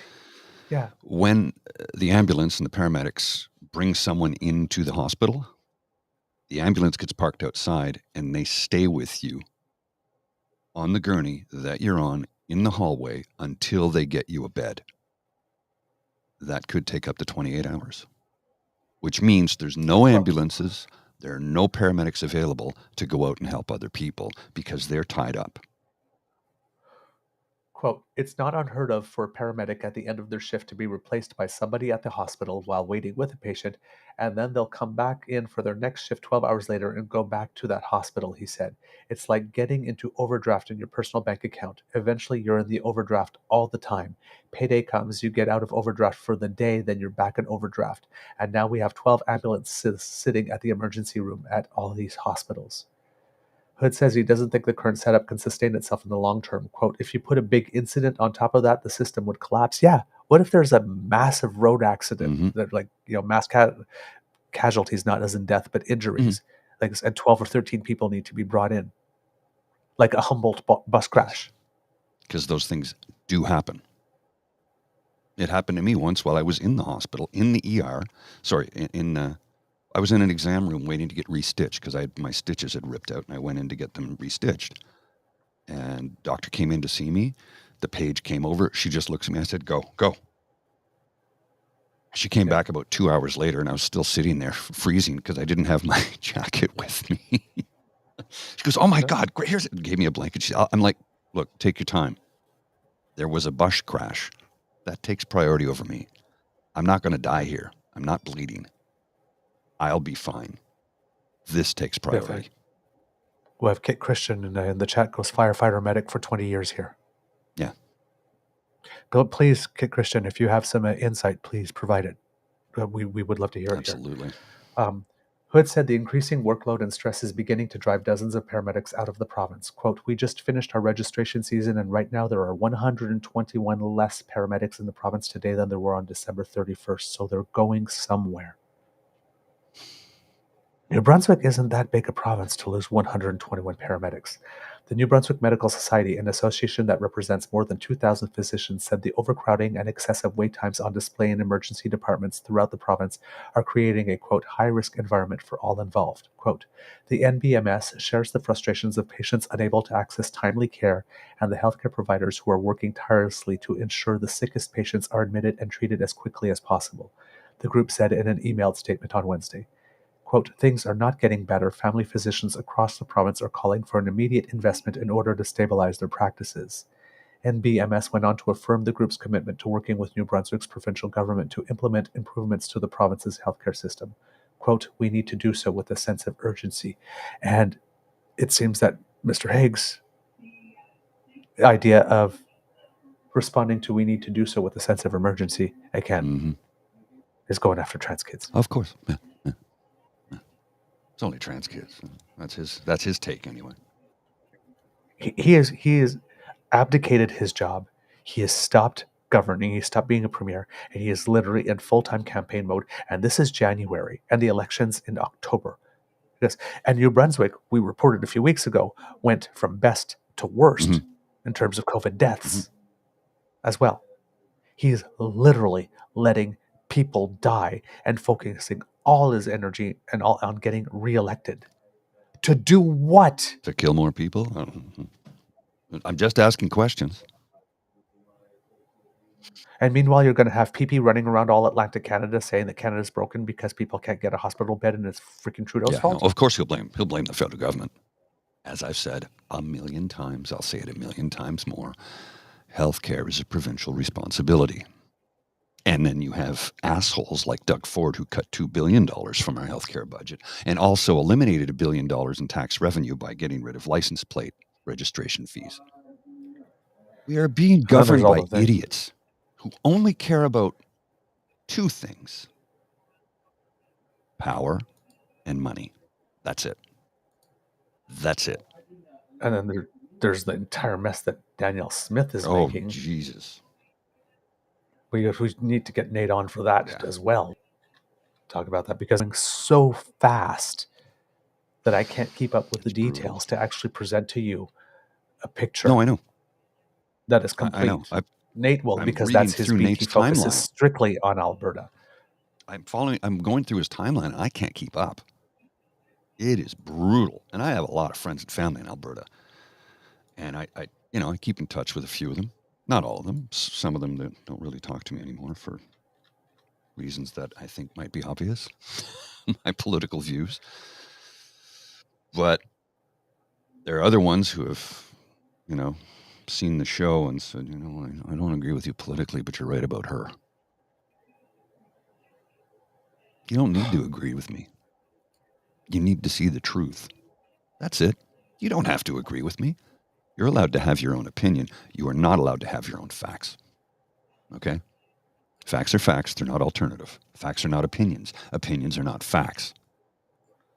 You can have your opinion. About your feelings. You can have your opinion. You can have your political bent for whatever party you want. I don't care. But you cannot deny facts.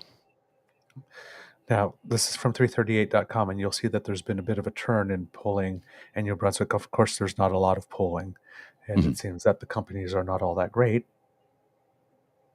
C+ averages. But among the ones that are showing C+ averages, you notice that there's a tightening. PC's 37 to 35 to the Liberals in February. In May, 34-34. In August, 36 PC, Liberals 38 gained. And then on November 15th, PCs 35, Liberals 41. And the last three are the same polling company. So it's gone from a tie to a 6-point Liberal lead. And I think we mentioned that, I believe, in the year-end review episodes where we saw, when we were talking about the year-end sort of, it's a night before, the night before Christmas variations, where there were people from the Liberals that saw maybe Higgs was panicking because he saw 41-35. That's where that one comes from. Let's hope this bottom falls out. Well, because the Leger one, which is the one that has an A+, but this is the last time Leger did, was December 2022, showed Liberals 40, PCs 12, Liberals with an 18% gain. In all of these polls here, looking back, even though the quality isn't all that great, since October 1st, 2021, it all shows Liberal leads. Actually, you know what? I'll show the thing again, because it's despite the quality, it's still an issue of the trend. If you'll put it up, Mr. Grizzly. Yep, 1 second. So if we go to May 7th, 2020, the Liberals had a 4-point lead in this poll. Since then, it's been PCs up 18, 13, 11, 8. One tie here in September 2020, but still PC lead, up until, boom, right here, StatCom, in November 2021.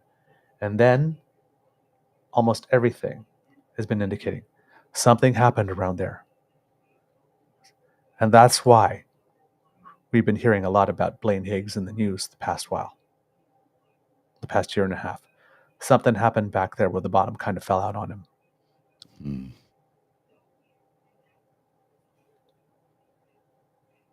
That's why we're getting this shit show. I am mad. Yeah, justifiably so. Let me share something with you that I think sums up how a lot of people in this country feel right now. This is a post from @Obinson on the Twitter. I'm not going to say it. I've already sworn enough today, but JFC, and you know what that means.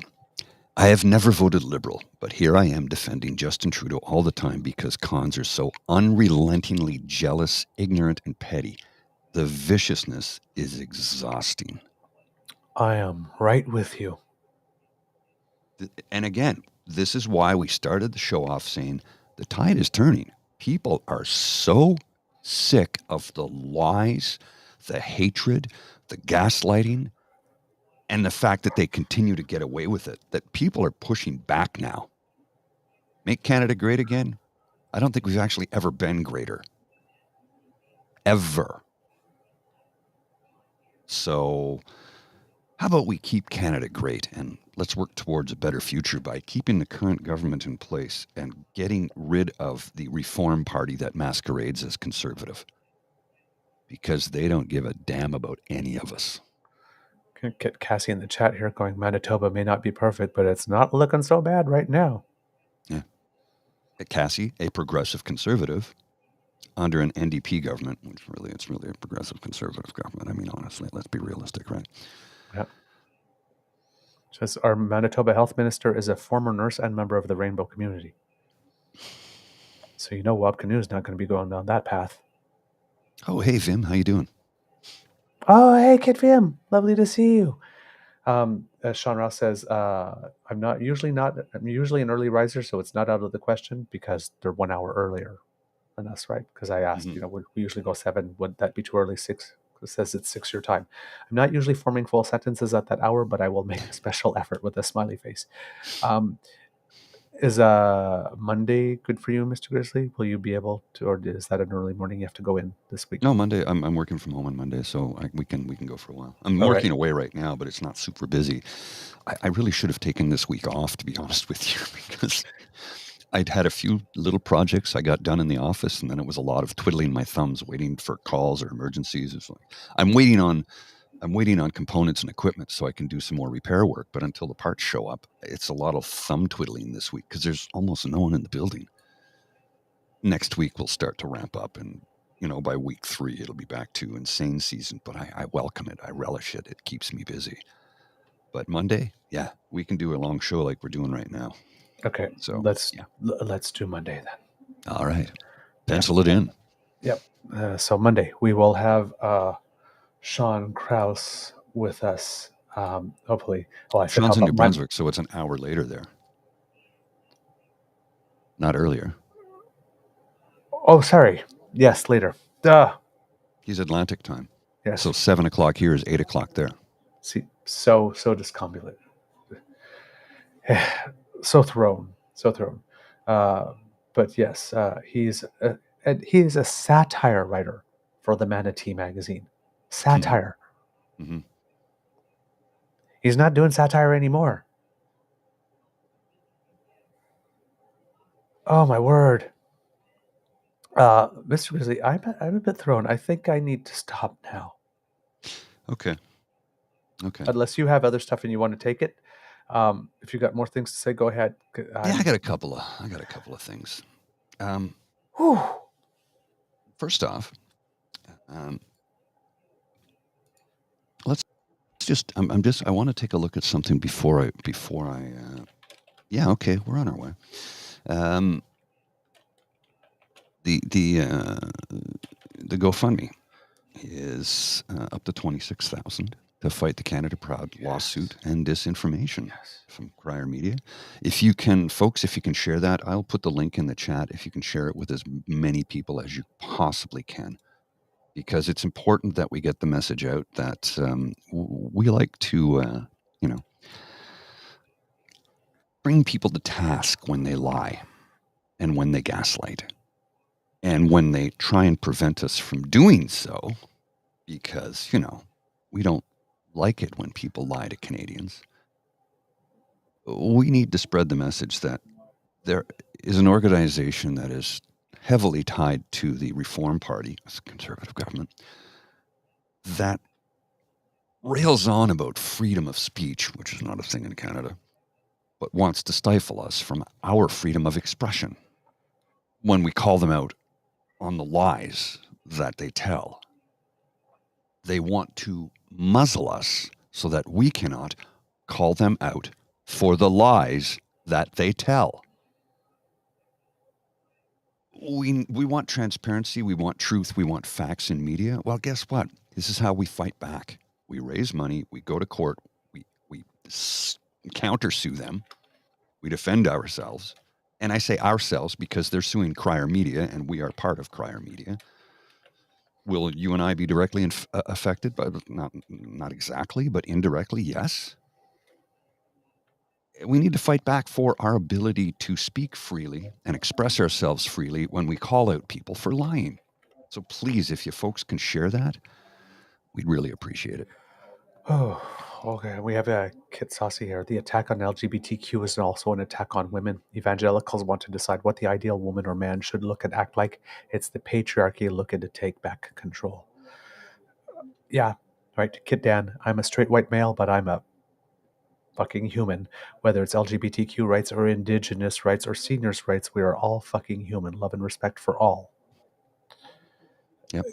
Again, gotta agree. The kits are just rocking it here. Kit Tabby G, I follow Nate. He's doing a fantastic job. It blows my mind how he manages to keep up with all of it. But isn't that the game being played? Yes, the flood the zone game. Move fast and break lots of things. And before you can notice they're broken, hopefully move on. Yeah. Yeah, and Kit and Sean has agreed here. He goes, yeah, oh my God, you're right. I didn't catch it either. By 8 a.m., I am usually safe to be forming coherent sentences. So, yeah, it looks like Monday is on. Awesome. All right. Here's something from Greg McCuckran. government relations comms, former Parliament Hill, Nova Scotia Legislature, Halifax City Hall staffer, political commentator via CBC, CPAC, SiriusXM's Canada Talks, etc. I'll share this on the screen for you because I think this is, something that you and I both feel strongly about. Here we go. Yes. Global News has reached out to Leslyn Lewis and Pierre Poilievre's offices and waiting for comment. Conservative MP backs petition for Canada to pull out of United Nations. I'll see if I can get this link to work for me here. It doesn't. Oh, no, it's working. It's working. It's working. I have it working. Let me just share this tab. Conservative MP Leslyn Lewis is backing a petition for Canada to pull out. Oh, sorry, I got all kinds of stuff here on my screen. Pull out of the United Nations and its subsidiary organizations like the World Health Organization. Lewis represents the Ontario riding of Haldimand Norfolk and sits on opposition leader Pierre Poilievre's shadow cabinet. Shadow cabinet's not a thing. Lewis, a former Conservative leadership hopeful and current opposition critic of infrastructure and communities, expressed her support for Canada's removal from the UN and the World Health Organization Wednesday on social media. Over 60,000 Canadians have now signed a petition calling on Canada to protect our national sovereignty by withdrawing from the United Nations and its subsidiary organizations, she wrote on Twitter. I know it's called X now. I'm still going to call it Twitter. Yeah. The Prime Minister's office is criticizing Lewis for the endorsement and accuses her party of promoting wild conspiracy theories. She does that all the time. Make no mistake, when someone posts a petition, it's because they agree with it. What is it about the UN that Conservatives don't like? Is it the work they do for children around the world? Is it their programs to support women's rights and human rights? Said Press Secretary to the Prime Minister Mohammed Hussein in a statement Wednesday. If Pierre Poilievre doesn't agree with this shadow minister's tweet, he would make her delete it. But he won't, because this is how they view the world, Hussein added. Global News has reached out to Lewis and Poilievre's offices and is waiting for comment. Lewis has criticized the World Health Organization and a global pact it had drafted on pandemic preparedness. The petition was brought forward by Burnaby, BC resident Doug Porter, we know that name, who writes Canada's involvement in the UN World Health Organization Agenda 2030 undermines the Charter of Rights and Freedoms and could have negative impacts on potentially every aspect of life, including religious and cultural values. Calls on Parliament to urgently implement Canada's expeditious withdrawal and has around 66,000 signatures. A petition can only be brought before the House of Commons by an MP.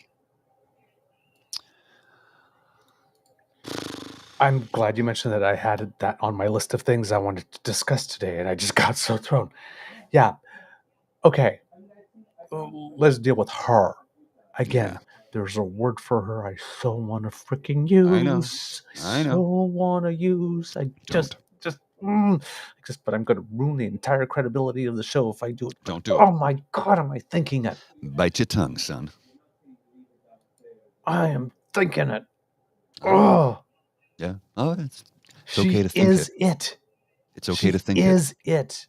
It's not okay to say it. It's not okay to say, but she is it. Mm-hmm. Oh, yeah. Oh my God. She just. Okay, first of all, this woman doesn't even. She's making this claim on the basis of protecting our international sovereignty, and she's with a party that doesn't even believe in protecting the international sovereignty when it comes to Ukraine. Yeah. Yeah. Which really directly affects us, because I keep on mentioning we are the meat in a possible authoritarian sandwich. Oh, yeah. If the U.S. goes Trump and Putin stays there. You're not saying... Don't come in... Sister, don't come and tell me you stand for territorial sovereignty and national sovereignty. Because I can smell the bullshit through my screen. Yeah. Oh, yeah. It's just... You sat down with Christine Anderson. Yeah. Who has been declared by her own nation. Germany has declared her party to be... The state of Bavaria. Saxony, Bavaria. Sorry. Yeah. Sorry. Specifically. But within her own country. Yes. And what was it they declared her as? An extreme... Well, the party itself. Yes, the party not itself. Her, but I mean the party. Yeah. It's just... And the other thing that they're shit-gibbening on, is that a verb even? Was the Prime Minister's vacation. Yeah, I Now saw again, that. none of us know where Pee-Pee went, Yeah, because nobody's remember, asking that. he couldn't even record a fresh video for this year. Yeah, he green screened something from a crowd he stood in months ago. Well, there was that thing, but also he recycled that boozy Oh, yeah, the egg dunk 3-year-old, thing that yeah. we did, right? But there's an article that came out yesterday because the Prime Minister clarified that the vacation that he went on was provided as a gift to him. Mhm. So then, of course, they went nuts because Trudeau given a free stay at a $9,300 a night luxury Jamaican villa over the Christmas holidays. The PM stayed in a private compound at a luxury beach resort in Jamaica that rents for over $9,300 per night, provided to him at no cost. And then you got Senator Denise Batshit going, complete with a Trudeau Foundation connection, of course. Yeah, shut up, lady. It's a long-time friendly friend. So, yeah, of course, if it's an actual genuine long-time friendly friend, somewhere along the way they would have donated to the Trudeau Foundation. Which, again, has nothing to do with the Prime Minister. It is, remember this, a scholarship program for PhD students. Yes. And that's why this ethics commissioner cleared it, unlike the last time with the Aga Khan Foundation, which was Mary Dawson, the See No Evil ethics commissioner, who on her way out slagged him because she decided that the Aga Khan, even though he was a pallbearer at his father's funeral, was not a friend. Yeah. Because there were no, her basis is that there was no evidence of real any interactions between Trudeau, the child, and the Aga Khan in 30 years. Well, yeah, Justin Trudeau, it's almost like David Johnson, right? Justin Trudeau is 52 years old. He turned 52 years old on Christmas Day. Christmas Day. Yeah. Yeah. The Aga Khan is 87. Of course, they weren't hanging out. He's Right? known the Aga Khan since he was a little boy. He's like an uncle to him. Yeah. Now, David Johnson, the Governor General, and this is where I'm talking about juxtaposition. Trying to figure out his age here, sorry. David Johnson, the Governor General, is 82. Now, apparently, Justin Trudeau was a ski buddy of an 82-year-old man despite a 30-year age difference. And But to Mary Dawson, the ethics commissioner, the Aga Khan was not his friend, despite a 35-year-old age difference. Yeah. Well, and you got to remember, it's convenient when people are friends or not, right? Oh, yeah. Yeah, it's super when convenient. You're conservative. Yeah. Well, and the ski buddy thing, it's Justin Trudeau's ski buddy, which Poilievre repeated ad nauseum. They went skiing once when Justin was 12. By that metric, Prince Charles is a friend of mine. We met once. I shook his hand. I had a conversation with him. So that makes him my buddy, right? Is that how it works? I mean, really. So the Aga Khan is King clearly Charles, more of a friend to the Trudeau family than David Johnson ever was. Oh, yes. Because you don't become a pallbearer at a funeral. No. Right? That is close friends and family that do that. So Mary Dawson said because they hadn't had any type of sustained contact over 30 years, yeah, the guy was in university, living it up. Then an actor for a bit. Then he got his degrees. Then he was teaching. Then he got into politics. Right? There's a 35-year-old age difference. Hey, you want to go hang out? He's the freaking Aga Khan. He's hey, one let's of the go for a world's richest pint. man and travels over. Yeah. But then he becomes prime minister. There's a rekindling of the friendship because now they have things to talk about in common. Oh, yes. Right? And they can talk on a certain level. But Mary Dawson decided that Trudeau and Aga Khans were not friends. That family-friend relationship didn't mean anything. Now, the ethics code specifically has a provision in it that says you can accept gifts if they come from friends. You're allowed that. This Right. comment here from Cassie, I think this is really poignant. Very poignant. Like, my goodness gracious. I mailed back my Conservative Party card when I saw how the Reformers trashed David Johnson, whom Stephen Harper appointed. And made an honorary citizen. Oh, no, sorry. That was the Aga Khan. Yeah, you're right. I'm mixing things up. Sorry, I'm really emotional. You've got Don Martin, of course, again. This is ethical blindness on repeat. Not sure why the ethics commissioner gave it the thumbs up. Freebies like this come with the expectation of future favors. Maybe in your world, Don.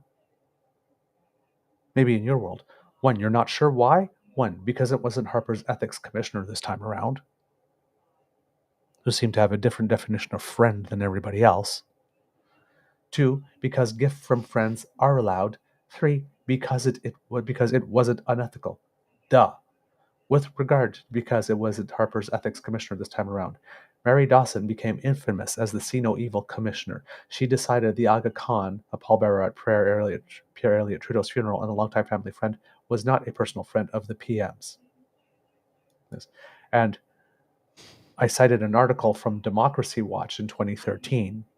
Now, Democracy Watch isn't necessarily a friend of the Liberal Party. No, it is not. And it was still Duff Conacher back then, as it is now, who tore a strip off the Prime Minister many times. And she goes through, Ethics Commissioner Mary Dawson has let dozens of Conservatives off the hook for clear ethics violations and made more than 80 secret rulings since 2007. Letter writing campaign has thousands calling for key changes to ensure effective ethics enforcement. At that time, Democracy Watch had received 61,000 messages to ask what the heck was going on with her. Mm-hmm. Like, on her way out, her last move was to slag Trudeau, saying that the Aga Khan was not a friend. But here's the other thing that I did not know that I learned by going through this. And this is from the ethics commissioner, from her report specifically. Quote, it is clear from the evidence that there were other options available to transport the Trudeau family to Bell's Cay. She claims. But then she contradicts herself in the very next sentences. The RCMP, when first advised of the Prime Minister's trip to the private island, began considering various travel options to reach the island, including by boat or by chartering a private aircraft. When the RCMP became aware that the Aga Khan's helicopter would be available as an option, it was considered by the RCMP to be the best option, taken into account that it was direct and easy. The RCMP considered the helicopter to be secure given that it had frequently been used by other dignitaries traveling to the island. The RCMP decided, after evaluating all the other ways, that this was the best way to go. And she still found a way to find him in violation of the ethics code, even though the Aga Khan wasn't on the island the entire time that Trudeau was there. Said, yes, you can. She wasn't even going to visit the Aga Khan. So all those claims that they were coming and maybe he was trying to get special favor from the Aga Khan from doing some dealings, dude wasn't even there. Now she did rule that it wasn't an ethics violation on that front. But on the fact that, well, there were other ways to get there, that the RCMP looked at and ruled out. Which is their job as the security detail for the leader of the country? Yes. Then, subsection 11.2 of the Act establishes 3 exceptions to the general prohibition against accepting gifts or other advantages that might reasonably be seen to have been given influence to the public office holder. The relevant exceptions to be considered in the context of this examination would be a gift or other advantage given by a relative or friend. I must therefore determine whether Mr. Trudeau and the Aga Khan should be considered friends for the purposes of Section 11 of the Act. She determined no. Well, this trip where he went to in Jamaica, it's the same damn place he went to last year. Yeah. They are friends of the family. They've donated to the Trudeau Foundation. There's much more. If Mary Dawson used the designation that they hadn't seen each other or had much contact in the 30 years, when they were completely different stages of their lives and wouldn't be hanging around together. He was there just last year. The And they reaching donated they to the do. Trudeau Foundation. It's not unethical. They are clearly friends. This is not hard to understand. They got to find a boogeyman everywhere they go. I mean, if they don't have somebody to hate, then who's beneath them? This is what it boils down to. Somebody needs to be lower on the tier than they are, and they need to have an enemy. What the hell is... How is that a way to live your life? How is that... Look, I fully confess, I hate Pierre Poilievre. I don't know him as a person. I know people who do and said he's exactly who he is. His politics are harmful to Canadians. That's why I hate him. Oh, and he lies every time he opens his fucking mouth. So when Don Martin... I mean, sorry, I'm just... Yeah. So when Don Martin says freebies like this come with the expectation of future favors, Don Martin, you're revealing a lot about yourself. Mm-hmm. Maybe when you give favors to friends, you're expecting some type of future consideration. Or maybe you have friends that when they do favors for you, expect a future consideration. You know what? Your personal experience is not the experience of everybody else on the planet, and it's not universal. No. The fact that might be true for you or your friends doesn't mean it's true for everybody else. Well, and it goes the right guy, back, the guy's marriage broke up, mm-hmm. and he's there with his ex having a family vacation because they're putting the kids first, and friends made their place available. You have a problem with that. If you have a problem with that, you have a problem. Yeah. You have the problem. And here's this sounds like a you problem, Don. Here's the thing. I said that CBC went on about, well, he stayed there for free. And I said, okay, that's great. Can you tell us about, could you please report upon Danielle Smith and the 100 people she took to Dubai for COP, whatever number it was, and stayed there for like 3 weeks? Can you talk about that? How much money did that cost Albertans? Where's Pierre Poilievre in all of this? And where's Doug Ford? Truth be told, I don't give a shit about any of it.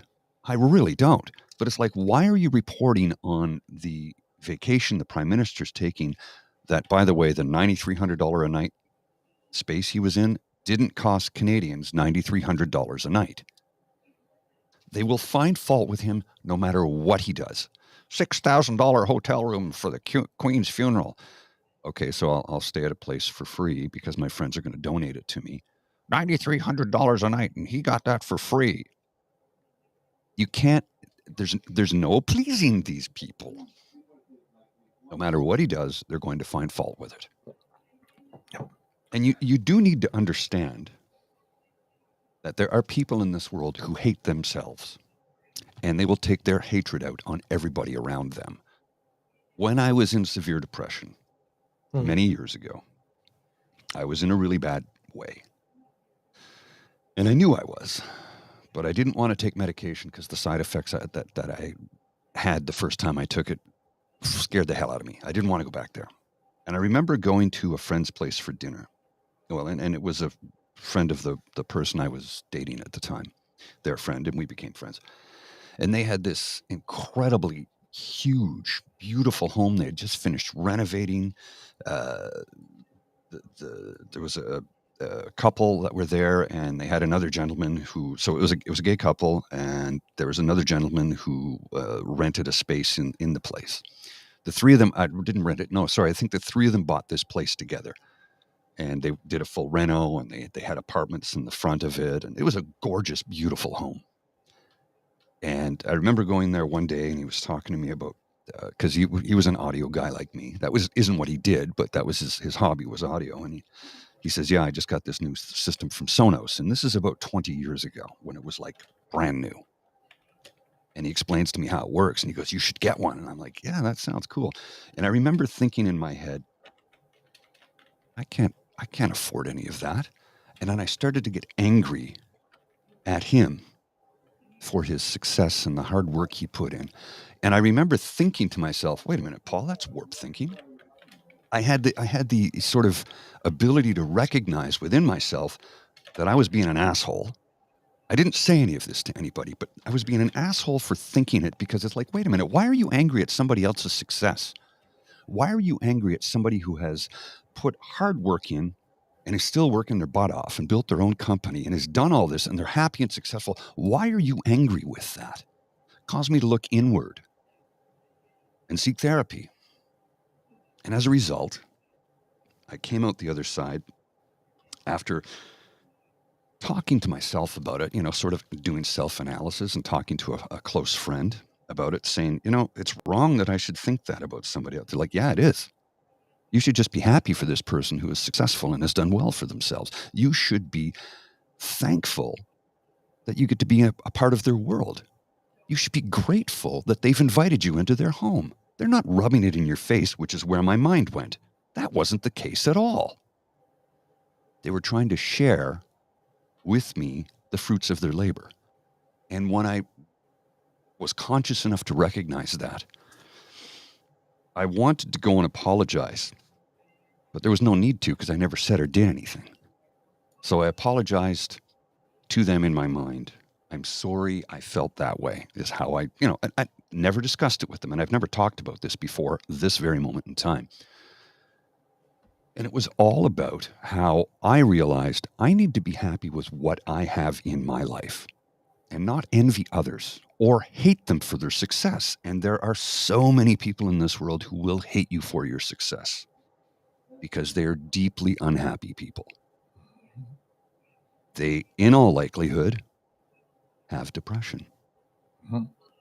Because that is what I was feeling and experiencing at the height of a depression. And I was able to rationalize it by going, wait a minute, this is warped. This is not right. I need to fix this. And was able to turn my head around it and be happy and celebrate their successes. And from that moment onward, all I ever did when somebody was successful and wanted to share their success with me in whatever way it was, come on over for a party, don't eat and drink, don't worry, you can stay the weekend at the cottage, whatever it was. I was happy for them and accepted it. And I taught myself to think that way. Whilst fighting an internal demon in my head, the depression, telling me to think otherwise. I fought against it and I fucking won. You know why? Because I want to live and be happy. I want other people to be happy. It's a choice. Grateful. It is a choice. It is a choice. Yes. If you have severe depression, sometimes it's hard to recognize that choice. It took me a lot of effort to get there, but I got there because I wanted to be. I was no longer envious. I no longer felt like I was less than.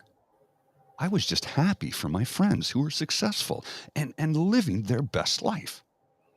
I recognize not everybody is capable of doing that on their own. Many of us, and I did go through therapy for it, many of us need medication and therapy and a lot of self-reflection. Maybe keep a gratitude journal. My mom gave me one years ago and I felt ridiculous. And then she's just write in it, be thankful for something. I go, what am I thankful for? She goes, did you have a nice cup of coffee today? I go, yeah, I had a great cup of coffee. She goes, well, there you go. That's what you need to be thankful for. So it was an internal struggle and it was an internal battle, but I finally got there. And I have been for 20 years now. Now, let's bring in a special guest, shall we? We have a special guest waiting in the green room. Okay, hold on a second before we do that. I just want to mention, that's when the kids will often see me say, thank you for sharing in our joy. Mm-hmm. When something goes well for us and we get and often you will see me write when somebody has something going well for them. Reading this brings joy. Yes, it does. And you have to recognize it. So let's bring in our special guest, shall we? All right. Get some Kubs. Welcome. Hey, brother. Good. How you doing? Can't hear you. You got no audio. I don't know what's going on. Oh, yeah. It's your earbuds? Oh, okay. Not working?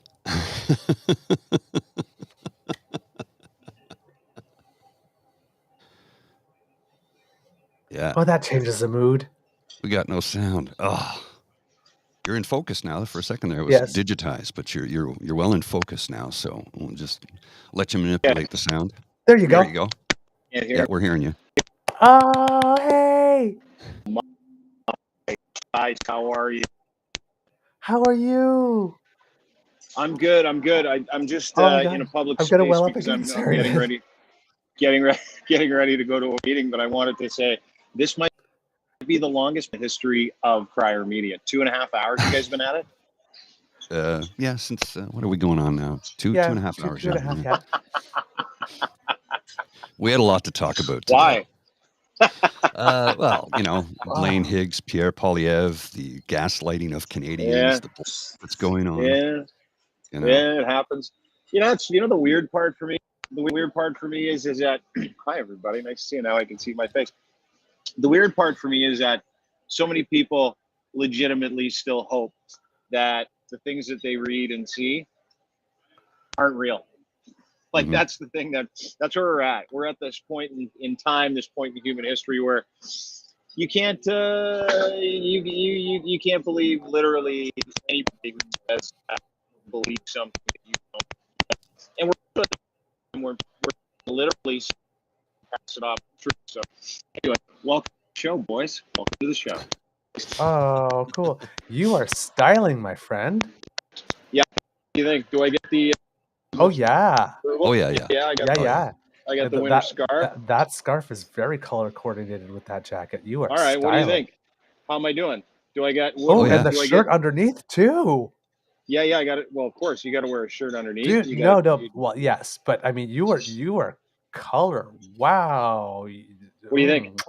Yeah, it looks good. Yeah, you are runway today. I don't know if I'm runway, but I definitely am getting a lot of looks from the over 70 crowd. Hey, remember they usually have money. Yeah. I tell you what, that's the really crappy part about getting older. The crappy part about getting older is I'm 50 years old now, so I'm a bit of a snack for like older women, right? So like 60s, 70s, and you'll walk by somebody, and it used to be this like incredible lift that you give yourself. You walk someone who you were attracted to. Nice to see you. I get a lot of those from people who get 10% off at Shoppers Drug Mart now. Well, here I was this summer all excited. I turned 55 and I'm like, I'm going to get the Shoppers Drug Mart discount. So I go in and I go, do I get the discount? And they go, no, they moved it up to 65. Yeah, dude. See, here's the thing is that all the women that pay attention to me now are very much over 65. So what I do is I'm thinking of this new Ponzi scheme where all I do is act like a gigolo to the 65 plus crowd, right? And then I go buy things with their Shoppers Drug Mart discount, and then I sell them at retail, right? So I'm making 15, 20 points on everything, and I'm making money studying myself out to that community. Douglas, yes or no? Great idea. Entrepreneurial. Just make sure you use your own Shoppers Point cards when you got the cash. That's how you maximize your free groceries for life. That's part of the grift. Part of the grift is making sure that I do a little gigolo community of just trying to get like the Shoppers Drug Mart so that I can take that margin, put it right in my pocket, and then go and just show up to people's, like, it's Swan Lake. You can show up to people's houses and go, okay, listen, I got Geritol, I got Maalox over here. Who's in for an Imodium? Bill? I have an Insure. Insure? Insure. Oh my God. Yeah, the kid's going. Okay, I got a deal on a 12-pack of Boost. Who's in? Who's in? Got Kit PNC Bio asking, how high are your pants? Yeah, if they're over your stomach, right? If they're one of those ones that are over your stomach, that's always been like a medical mystery to me, like a physics mystery. I had a typing teacher named Melvin Newton, and I remember saying to him, "Hey, dude, like, can you breathe?" Because he tucked his stomach into his pants, right? And he cinched that belt up to the point where it's like, man, I don't know what I'm looking at here. It's just like someone like took a water balloon and just squeezed it in the middle. That's all I was looking at. That's a look. That could not have been comfortable. It's bonus points if you get them above the belly button, by the way. Oh, I can't imagine how uncomfortable that is. Please tell me, Douglas, you're drinking a mimosa after our podcast, please. Oh, I wish, but no, it's just straight OJ. Well, sorry, not Gaily Ford OJ. Sorry. It's not straight OJ. It's Gaily OJ. I'm out of coffee. Well, you guys go get some more coffee. I just wanted to say, I wanted to stop in and say Happy New Year to you guys. That's all. Hey, I just wanted to pop brother. in and say hi. I'm just getting ready for a meeting here, and I was watching your show and watching you guys rage, and I thought to myself, after the first hour, they can't keep this up. After the second hour, I'm like, no way this is keep up. Now we're verging. I just wanted to say, well done. Well done. Keep it up. We can keep it up. Are we talking about the same thing, Douglas? Well, I've been known to be slightly cheekily inappropriate. At my wife is 4 years younger than me. Did you get married? Yeah, sort of. Yeah, sort of. Why? Yeah. Why? Oh, Why? we don't live together. Oh, she's great. We don't live together. She's amazing. She's amazing. We don't live together. Are you? Have you? Yeah. Married to somebody and not living in that is folly. Well, I told her, I said, I love her. I'll love her till the end of time. I'm not moving in with you. I'm keeping my apartment. She's like, oh, that's cool. She goes, what about when you get old and feeble and need a place? I go, oh, I never thought about that. She goes, I'll build a bunkie in the back for you where you can have a studio as well. Flash She's the awesome. bling. Flash the bling, my friend. Yeah. You got that. That's nice. You got all the rings. You know what's really cool is at the age of 55, you're doing promise rings. I think that's awesome. Yeah. Okay. We're going to do a little thing this summer at my friend's cottage on the dock. Are you? I said, are you going to get married? Is it like a real yeah, marriage or is it like a dog marriage? No, it's going to be a real one. And I was saying, do I do this? Do I wear the red Speedo with the black bow tie or the black Speedo with the red bow tie? She's like, you have to wear pants for the ceremony. Yeah, but you know, it's like usually after the ceremony they go and they change, right? For the we're going to do it on the dock, afterwards. and then I'm diving in. So you could wear both. My theory is that I always why choose when you could have both. I'll get tearaway pants. I know pronouncing man and wife. There go the pants into the lake. I go. Tearaways, dude. If it works in the NBA, it can work for you too. Kit Mohan's got it. Red Speedo over pants. Yeah. There you go. Nothing says I need to be mentally institutionalized like red Speedos over your pants. That'll be fun.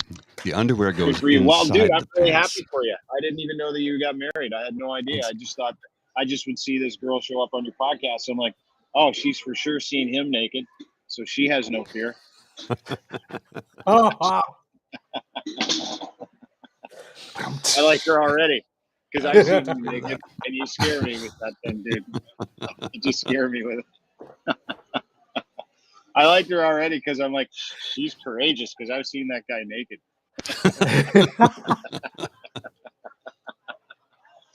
Anyway, guys, happy.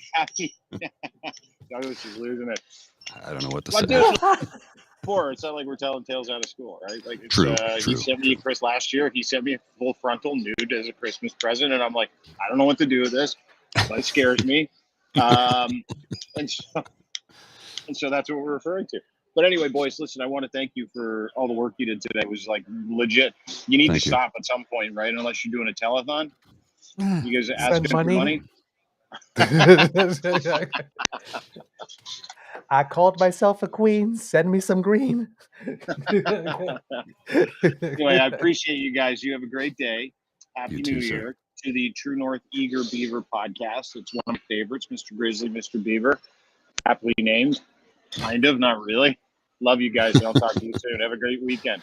All right, you too, sir. Bye. Bye. I love that guy. Awesome. All right. You know what? I was gonna shit given on Spencer Fernando, but I like this note better to end the show on. So yeah, let's just do that. Yeah, I think we'll wind it up there because like we're pushing the 3-hour mark right now, and you know what? We ended on a positive note after dealing with a lot of heavy stuff today. Yep, I like that. So let's end on a super positive note. Yep. like Kit Moran goes, the Chuck and Dean shows are amazing. Yes, They really indeed, are. they are. They are. They are Yeah. very, very so. Yeah. All right, Kits and Cubs. Yeah, I like that. Because Miss Sadeka, they've had much longer shows, Dean. We love it. Yeah, we're not done with the outro yet, so it's Yeah, gonna we take could a be here while. for a bit yet.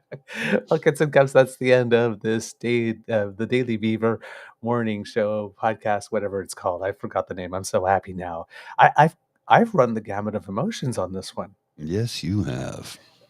Sir, that could not have been better timed. I thought so. Because I was really, I was in a bit of a, I was shook. I was shook. Well, and you know, it's and to see just a happy, loving face. Mm-hmm. Gratitude. And I mean, he thanked us, and we got to thank him. I mean, we wouldn't be where we are without him right now. This is the honest to goodness truth. Yep. I mean, Dean saw me yelling at people in the street. A friend of mine reached out to me and said, do you mind if I send this? You know, Dean was talking about you. Do you mind if I put you in touch with him? I'm like, go ahead. I have to own what I did. Somebody tweeted out to me not too long ago, oh, you make it your whole identity. I go, no, I don't make it my whole identity. Other people do, so I'll own it. I did that. It was me. I accept that responsibility. I did this. Nobody else did. So I own it. It's as simple as that. It's not my whole identity. I own what I did. I don't see why that's so complicated for people to understand. Yeah. I mean, we talked about it before doing the show, right? When we went for Mr. Beaver, Mr. Grizzly, it's like, yes, there's the Blue Jacket thing, but like, we don't want this to be the Douglas and Blue Jacket guy show. No, it's not. Yes, that's why we don't call aggro. it that. Yes, we get aggro. You know, yes, we get upset at times. Yes, we'll drop a couple of F-bombs. Yes, Mr. Grizzly and I rage in different ways. Yes. But, like, I rage. I can get there. But it wasn't about that. It wasn't about, getting on and saying, F this and F that, and this guy's a shit gibbon, and this guy's even though we do say that a lot. But it wasn't about that. It really was about trying to do the political literacy and the media literacy piece. And then if anything else happened, then do that.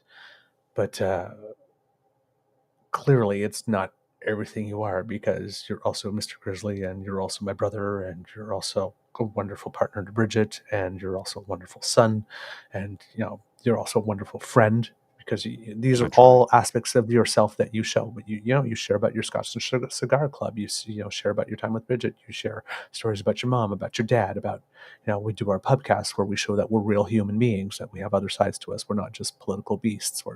No, we have nuance. Yeah, because we have full lives. Yes, incredibly full lives, incredibly busy full lives.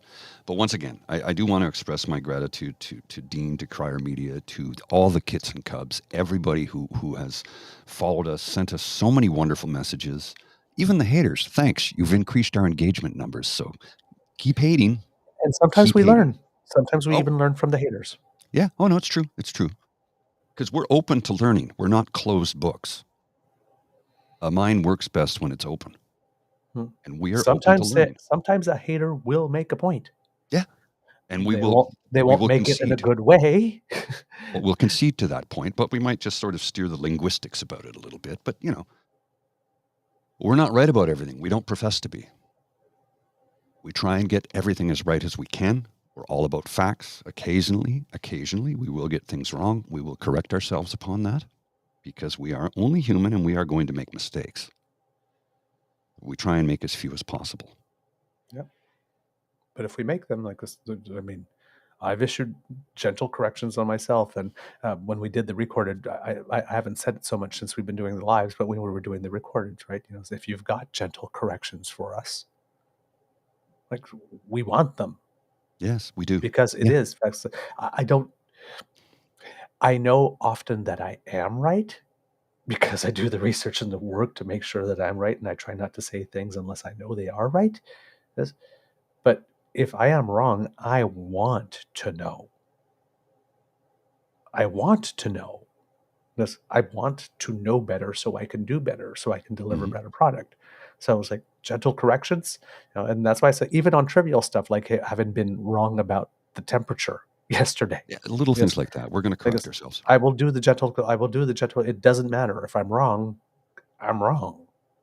And to me, that's part of the integrity of the show and of building. We want this to be a place that you go where you can trust what it is that we say when we say it. So even if we are wrong about something, oh, well, we don't have to mention that. That's rather innocuous. No. Because if you let the little things slide, it makes it easier to let the big things slide. So we don't give ourselves a pass. No, we do not. No. But I'd like to echo what Mr. Grizzly says. The gratitude. It shows in our numbers. It shows in our viewership. It shows in the tips that you leave us. It shows in the number of positive comments when we put a show out. Just even looking at our YouTubes, right? We've had a couple of shows recently cross the 200 views on our on our YouTube channel. Just on the YouTube channel, but the 200 views, because normally 120 like this, and we still have some every now and then that don't hit 100 depending on the topic or whatnot, or the time of year, something like that, but way more regularly. And we're trying to steer more people to the YouTube channel to get them to subscribe. The average show I think gets around 3,500 viewers across multiple platforms. Yeah. Of the metrics that I have available to me. Rook has more, of course, but on average about 3,500. Some go way beyond that. Some go way beyond that. If we can steer people towards the YouTube channel, that would be great. Like, by all means, continue to watch on whatever platform you want to, but please subscribe to the YouTube. You drive our numbers up. You might be watching it on Twitter or Facebook or Twitch or Daily Motion or a number of platforms that we're on. Crier Media YouTube, Crier Media Twitter, Crier Media Twitch, Dean's Twitter. Wherever you're watching, please continue to watch. Thank you for that. But come to the YouTube channel once at least. Give us a visit. Subscribe there, and maybe if you join in the chat, you might really enjoy that.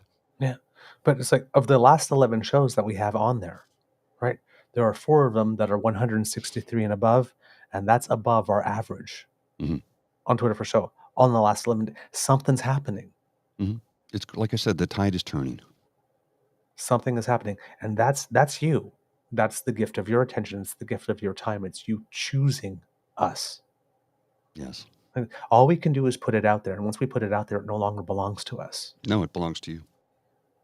And then it's what you guys do with it, and what you're doing with it. Like I said, it just provokes tons of warm fuzzies. So, this gratitude moment brought to you by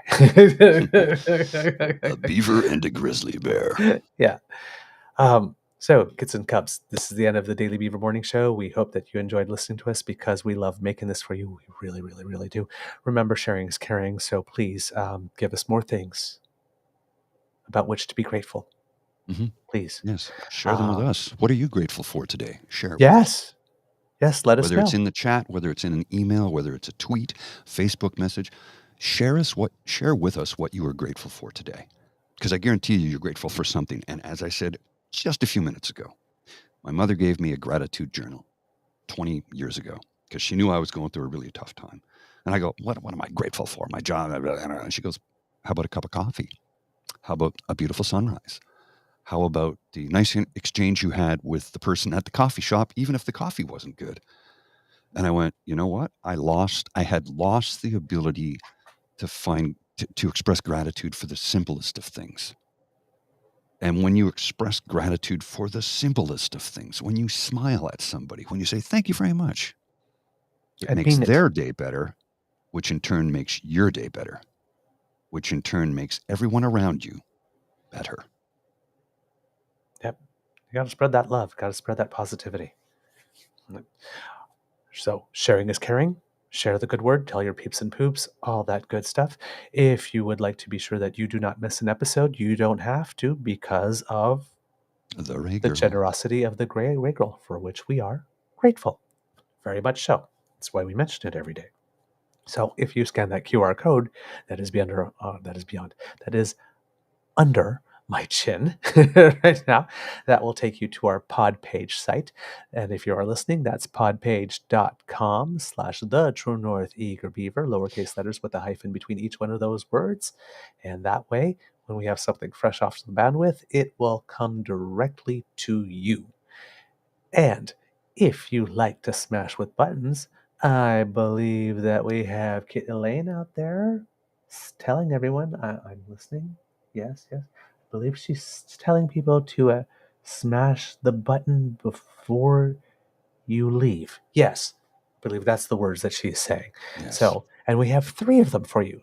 Like, share, subscribe. You could smash 1, you could smash 2, you could let your freak flights fly and smash with all 3.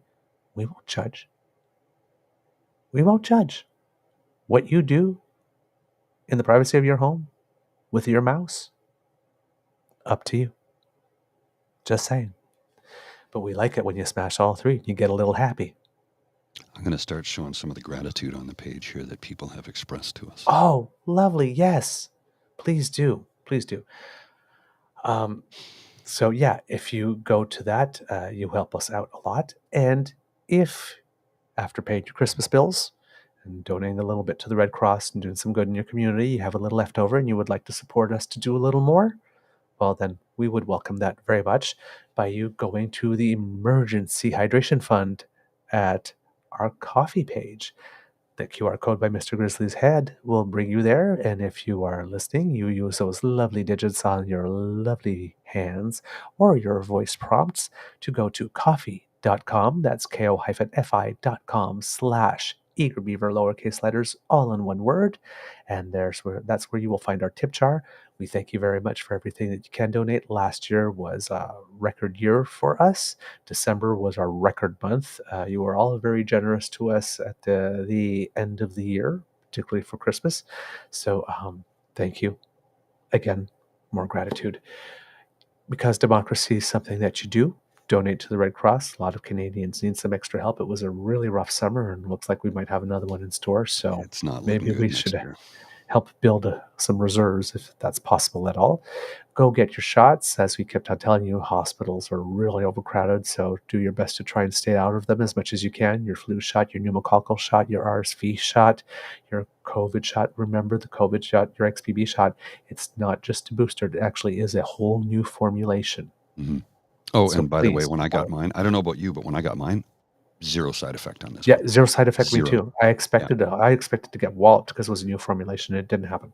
No. Well, the first one knocked me on my butt. The second one made me a little tired. Everything thereafter has been nothing. And if you're over 50, get your shingles one. Trust me, you'll thank yourself. You got to pay for that one. Not fun. Yeah, but shingles are not fun. No, I got to go get my shot for that. Actually, I've had one bout of shingles in my life about 18 years ago. It was so mild. The doctor's like, "Do you want any painkillers for this?" And I go, every now and then I get a little twitch. It looked like I had a cat scratch me on my chest, and I had 2 lumps under my arm. That was it. I go, "This is shingles." He goes, "Yeah." He goes, "Is it painful?" And I go, "I've had worse." Yeah, but that was a very mild case. Oh, he was like, "It's one of the mildest cases he'd ever seen." Mm-hmm. What else do we have for you? Oh, because democracy is something that you do. Also, please write those letters, especially if you're in New Brunswick. You know what? Even if you're not in New Brunswick, write that. Mm-hmm. Yeah. No, I don't. Go ahead. Say what you want to say. Bleep, bleep, bleep, bleepity, bleep, bleep, bleep, bleep, bleep, bleep, with lots of K's and K sounds in it. And let them know that you are not having it. This is when we need somebody from Scotland to come on here and call them out. Yes. Nobody swears. Like, the Irish swear a lot, but the Scots swear with... String them together. Oh, my God. Not only that, but they have the most unique words that they just... I don't know where they come up with it. Yeah. Let's go with wanker. I should reach out to my friend in Glasgow and say, could you come on and come out? And it just... Well, what we'll do is I'll get her to record a list of... like a whole line of swears. Just take it all out. I'll record it, and I'll just every now and then I'll hit the button and put it in there. But do write those letters. It's very important. The kids need you. The kids need you. Here, Dan's saying it right now. I'm not going to read all the words. I did put it on the screen, but I'm writing Higgs today, faux show. I'll say it, Douglas. Higgs is a terrible human being. Bleep, bleep, piece of bleep for denying humans healthcare. Yeah. Bleep, bleep, you Higgs. We've already done enough swearing on the show today. We've got our... We got a full... We have a quota. I think we surpassed it. You even got me to swear today. Okay? Yeah. So... Well, I really tried to keep that in check for the show, but you got me to swear today. So, I mean, all right, Mr. Grizzly, please, words of wisdom. Even though you have been dishing a lot of it, I have to say, during the show. Oh, thank you. On a day like today, when we've expressed our anger over what is happening in the province of New Brunswick, over the gaslighting that Canadians have been exposed to over the last few years by the Reform Party, I'm going to call it what it is. It's the Reform Party. Conservative is just the name. And they did that to try and pull the wool over your eyes and convince you that they were still conservatives, but they're not. The Conservative Party has been dead for 20 years. And I need people to know that, number one. Number two, the gaslighting, like I said, the terrible things that are going on, they've had it. We see the tide turning. We see Canadians uniting together to say, enough. We're tired of your crap. It's starting to harm people. It's been doing it for a while, but a lot of people are just opening up their eyes to the harm that's being done. So, share this. Share Cranky Canuck. Share Dean's show. Please. Please do this. Share Charles' show. Share Nate's show. Yes. Let share people the know. Albert Stan Live show. Share the 905er. Share Laura Babcock's show. Yes. They don't have to be on the network. People that are doing the good work. Share the TikToks by Lisa and by Creek Pete 2 and Frank Dominic and Unlearn 16 and oh God, yes, all these people that are doing their bit in their own way. Like this, we're a network. Mm-hmm. We're a network. I'm by bringing them on, by building friendships with them like this. I'm trying. We are trying. I should speak in terms of we. No, we are. I keep on thinking in terms of the vision, what I had before I met you. But it's a we thing now. I just stand up and show your weenus. But that's good. I stole that from SNL from the early 1980s. I like that. But it's, when the convoyer people said, we're a movement. Mm-hmm. Let's let us be an actual movement. We're not going to go in the streets and just yell and scream for no reason like this. That we will actually do the work. Do the work of being happy, doing the work of being optimistic, doing the work of being grateful, doing the work of being involved in democracy, doing the work of choosing to be informed.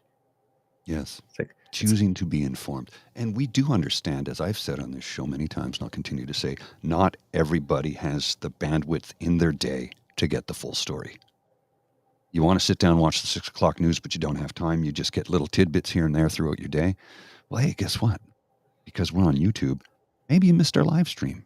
That's okay. You can watch us at your leisure and get the straight goods. So please, let's make this country a better place for everybody. No exceptions. No. Even the ones who hate. Even the convoyers, because some of them are in some dark, lonely places. This is the thing. I feel compassion for them. No empathy. No sympathy, but compassion, because they're in a dark place and they're convinced that everybody's out to get them, when that is not the case at all. They have been co-opted by programs like Tucker Carlson and Fox News and The Rebel and a litany of media outlets that lie to them constantly. Mm-hmm. And if you hear the same lie repeated over and over again, you start to believe it. Yeah. So you've seen the example. These lots of Happy New Year's except. Yeah. So what the hell does that mean? Happy New Year, no exceptions. for everybody. Everybody. No exceptions. Nope. Pretty simple, right? Yeah. Just Happy New Year. Everyone. Make it a good year. I'll steal a line from Barack Obama on his first inauguration speech. We will extend our hand to you if you are willing to unclench your fist. Ooh. It's a good one, right? That. That's a good one. I did not remember that one.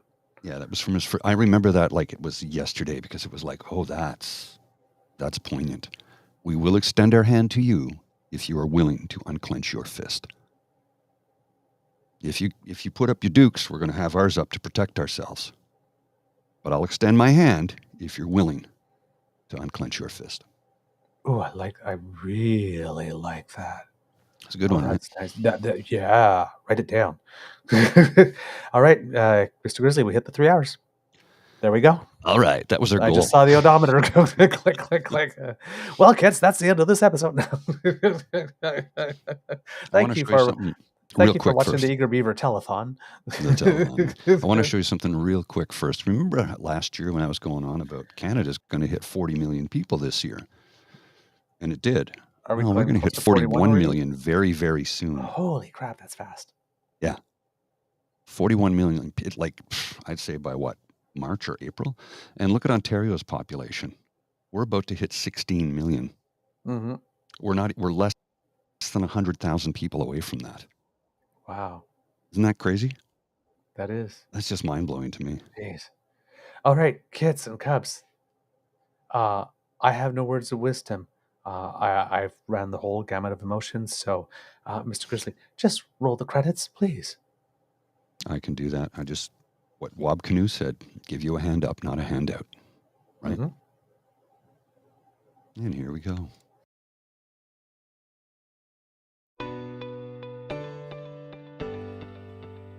You are listening to a True North Eager Beaver Media Podcast. The True North Eager Beaver podcasts are proudly brought to you by our founding sponsors, the Miss V Mysteries from Corvid Moon Publishing, your source for science fiction, fantasy, and cozy mysteries featuring a broad diversity of characters. CanadianTarot.com, your uniquely Canadian online eclectic tarot community and forum, and The Peppermaster, hot pepper sauces made from fresh farm ingredients to thrill your taste buds and expand your mind.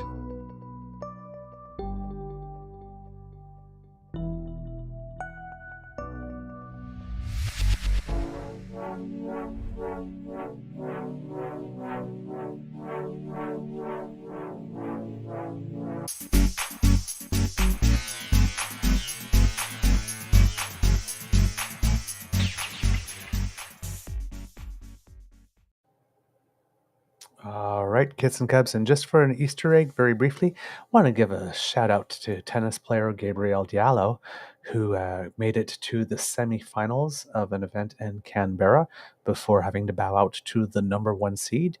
Great start to the beginning of the year. I think also did pretty well in doubles. I think also getting to the semifinals there. And some good luck to Denis Shapovalov, who's returning to the court after being off it for quite a while with an injury. So I hope his first match goes well. All right. Lots of love. Have a great weekend. Gotta share a funny graphic with you first, though. Okay.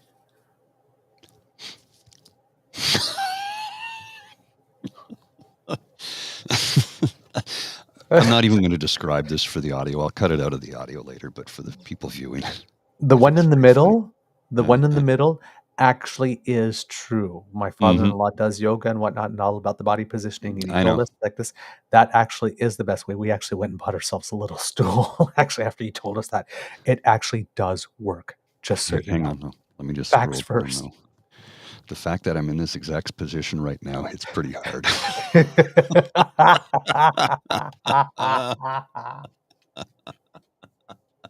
thought you'd get a kick out of that. All right, I'll see you.